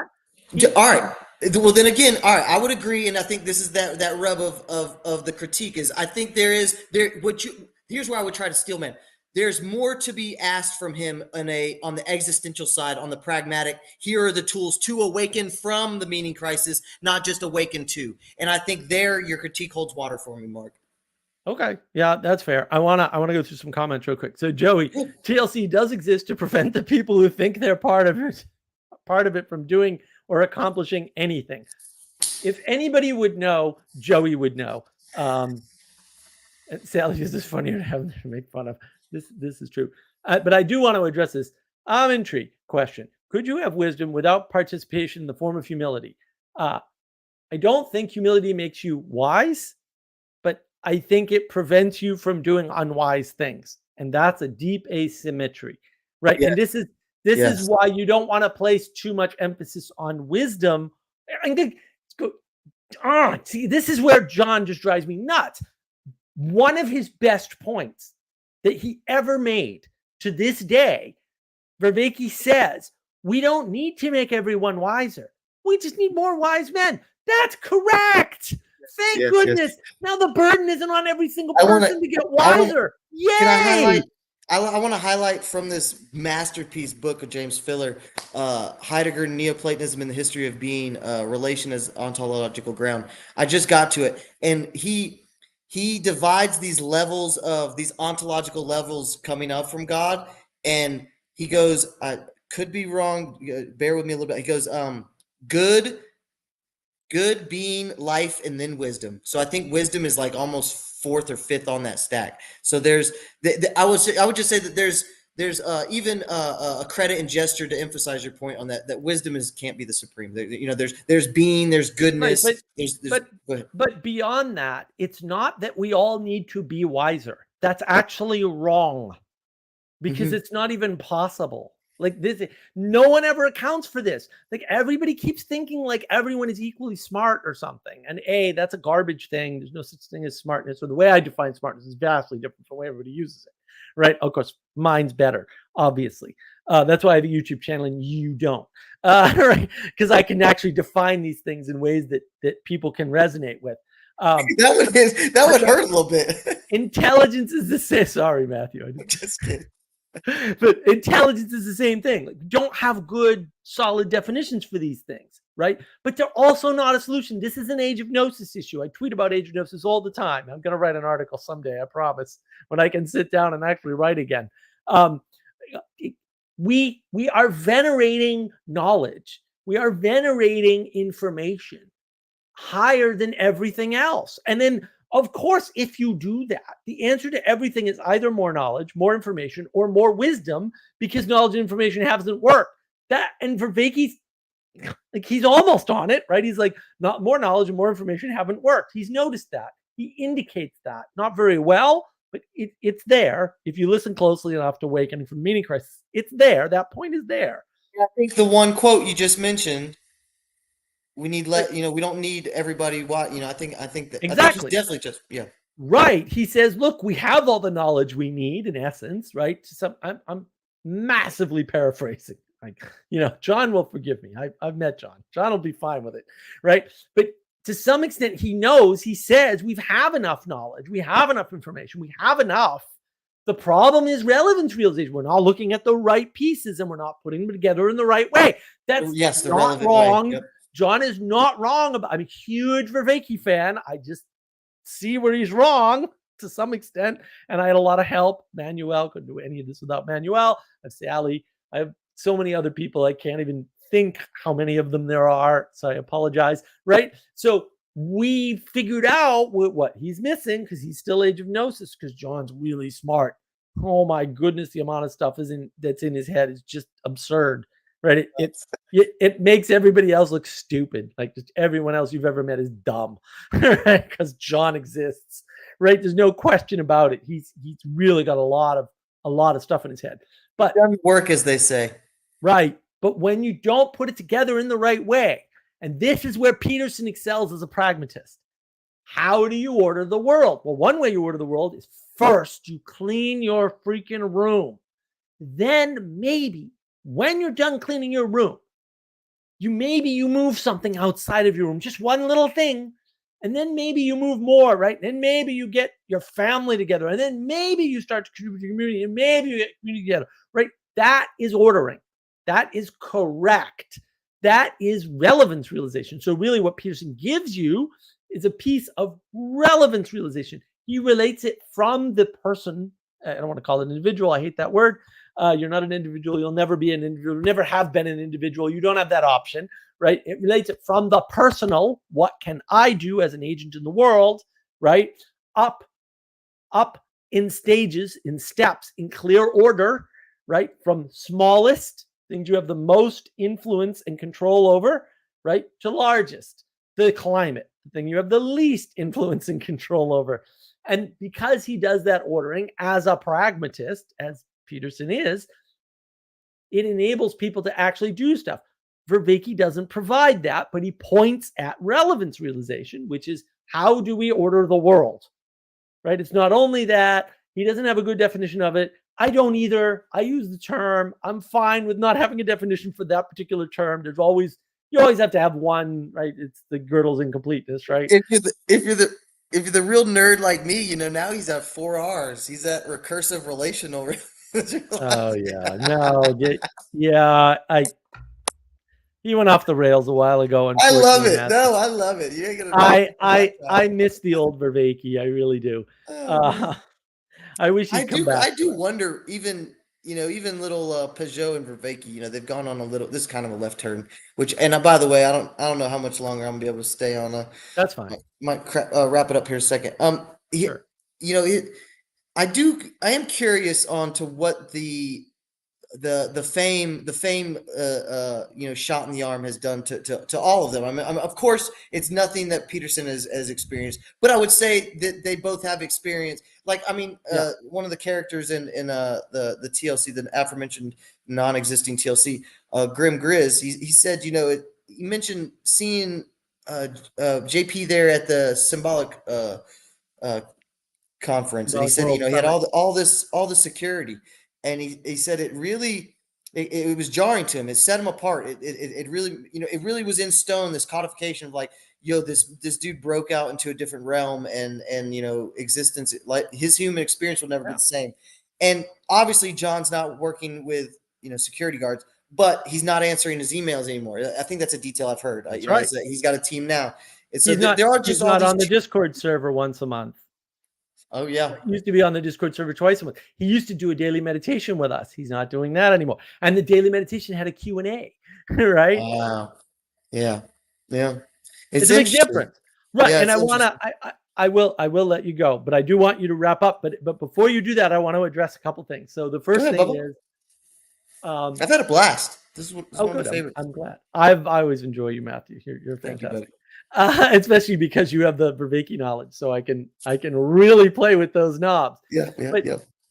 To the point of Vervaeke and Peterson and Peugeot to some extent are all desperately afraid of charisma as such, because they see it as the corrupting force of what led to communism, World War II, fascism in Germany, the whole thing, right? And I think that's a deep mistake that everybody's making. Charisma is inevitable, and so it needs to be understood and controlled, right? I've heard you come at this point before. Yeah, but because of that, they are not taking proper responsibility. And it's not just them. Like, I mean, we have 2 generations of people that are afraid of being able to have that level of influence. When you go to this point, the quote always comes for me. The CS empty chest quote. When you go to this vector of argument here, our culture has no chest. Right. Well, because we're not looking at what's relevant, right? Because also you got to understand the charisma argument is actually the same argument is socialism or communism or fascism. They're all the same thing. Well, at some point is correct, but for the person that hijacked it, and that's not correct. Well, and then here, out of those guys you just mentioned, and this just clicked for me, who is the most charismatic and who has leaned in the most as a leader? It would be Peterson. And who has who has the culture taken to? Was just like, hey, this guy is speaking with a chest. You know what I mean? Read my article on petersonsphere.com. And then before I let you wrap up, I do need to read this Joey comic, because Joey's just on fire lately. TLC worships the false idols of individuals worshiping their own minds. Damn it, Joey. I hate it when you do that, because it doesn't make me look good enough. Very well said. Very, very well said. Wisdom / sola scriptura / Unitarianism / on-ramping, all navel gazing. So well said. I need to write this stuff out. We need to get you to write articles for us, Joey. They built houses on the bridge they were supposed to cross. Yes. Some take. Also, Joey says, great guest.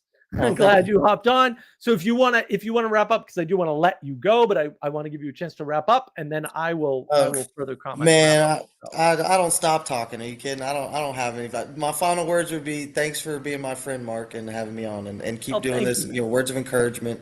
Yeah, man. This age of gnosis, the modern decay, whatever you want to describe it, it can be rough. From my vantage point, it can be rough. And so I texted you earlier or on the chat that you do a lot of help for me, and I meant that. Thank you. I'm glad to hear that. That makes it all worthwhile. Have a good night, Matthew. Jump in again soon. We miss you. For sure, buddy. Thanks. Oh, goodness. Almond Tree. Parlato has got the Riz, capital R. Yes, he's got the Riz. That's true. Yeah, he's great. He's been on here a couple times. We always enjoy having him on. He's got so much knowledge about so many things, and it's having him here is good because he has all the same language, in fact, right? And he's very close on understanding that language. Because John's very good at communicating his language, actually, at the end of the day. It does take some work. I'm sorry. It takes a lot of work. So hats off to Matthew for doing that work. I had a bunch of people helping me. So I feel like he's done a lot more work than I had to do. I mean, we had the old Discord server. We had John daily. We could ask him questions. So like I had it way easier than poor Matthew did. That meditation is wonderful. You can find it out there. I got to get those links out more. Look, I'm talking more about this on petersonsphere.com website. I posted that link earlier on navigating patterns and all the other channels here. Or you can just go to petersonsphere.org or .com. I think both work. Or petersonsphere.com. Yeah, that's what it is. But there is a movement. There is a man, right? There's a man, a moment, and a movement. And Peterson is that guy, but there is a way in which the framing that everyone's using, and I do mean pretty much everyone, is not helping, right? Because if you're afraid of becoming a quote charismatic leader, then you're afraid of becoming a leader. And if you're not becoming a leader, you're not taking responsibility for the influence you're having in the world. And if you're not taking responsibility for the influence you're having in the world, to kind of paraphrase Jordan Peterson, well, that's where opportunity lies. The problem is anybody can take that opportunity. And if they're not good, then you've left rightly what you could call a power vacuum, right? You're not taking responsibility for the power in the system. Somebody else can step into that role and take that over. And I think you see to some extent a little bit of that in Peterson's area. Right. I think you see a little bit of that. And fortunately, it's on a small scale. It would be very hard for somebody to step into their shoes and like understand Peterson's work to that degree to hijack the whole thing and like start the Fourth Reich or whatever. Like, thankfully, but it's possible. And to some extent, I'm like, oh, Peterson really should do more, take more responsibility. And the people in the sphere should too. In the Peterson sphere should take more responsibility. This is what the big argument's been about all along is you guys need to take more responsibility and show people the way and show them the goodness because they otherwise somebody will. And that person may be way worse than you. And so, I'm not a fan. And that's the problem that I have with the bad framing. The bad framing leads people into thinking that there are forces outside of them in a way that they don't have to take responsibility for the force they are exerting or they are I don't want to say in control of, but could be in control of, right? And so that means that there's a lot of potential for damage. And that's where the problem comes in. Like if you have a snake in the garden, or you have people come in and they don't have good intent, and maybe they don't know they don't have good intent. Like fair enough. I'm not saying people are knowingly malicious. Some are, to Peterson's point, but a lot of people are not knowing malicious, but they do a lot of malicious stuff because they're rebelling, because they won't cross the damn bridge, right? They want to build something on it, which is not good. Cross that bridge to meaning, right? It's a bridge of meaning. Cross it. Don't hang out there. Don't try to build something there. It's not for building. And if you can't cross it, you got to ask yourself, why is the other side of the bridge not going to the right place? Or why is no one leading me off of this bridge? Why is nobody beckoning me to a specific point off the bridge? These are good questions to ask. And this is the problem. Like, and look, Almond Tree, I want to encourage you. Yeah, Barletto is so quick too. He really is. He's very, very quick. You have slower processes. That's fine. You can process slowly. I think people get intimidated by speed when they should not be, right? One of the things that I try to do, maybe I fail, but I certainly try to do, is to step people through things at the pace that they can handle. And yeah, you won't see that if I have somebody fast come on who can keep up, or maybe outrun me. You'll just see a bunch of running, but that doesn't mean we have to run. And in fact, when Manuel and I, especially when we were on the Awaken from Meaning Crisis Discord server, we would step people through at whatever speed they needed.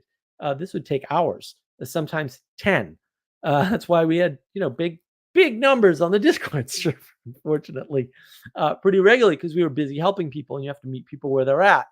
And it's not just meet people where they're at, but you have to go at a pace that they can handle. And that is painful when you can go a lot faster and you want to go a lot faster. It takes a lot of discipline over a lot of years, decades in my case, to be able to slow down to people's pace and carry them through once at a time.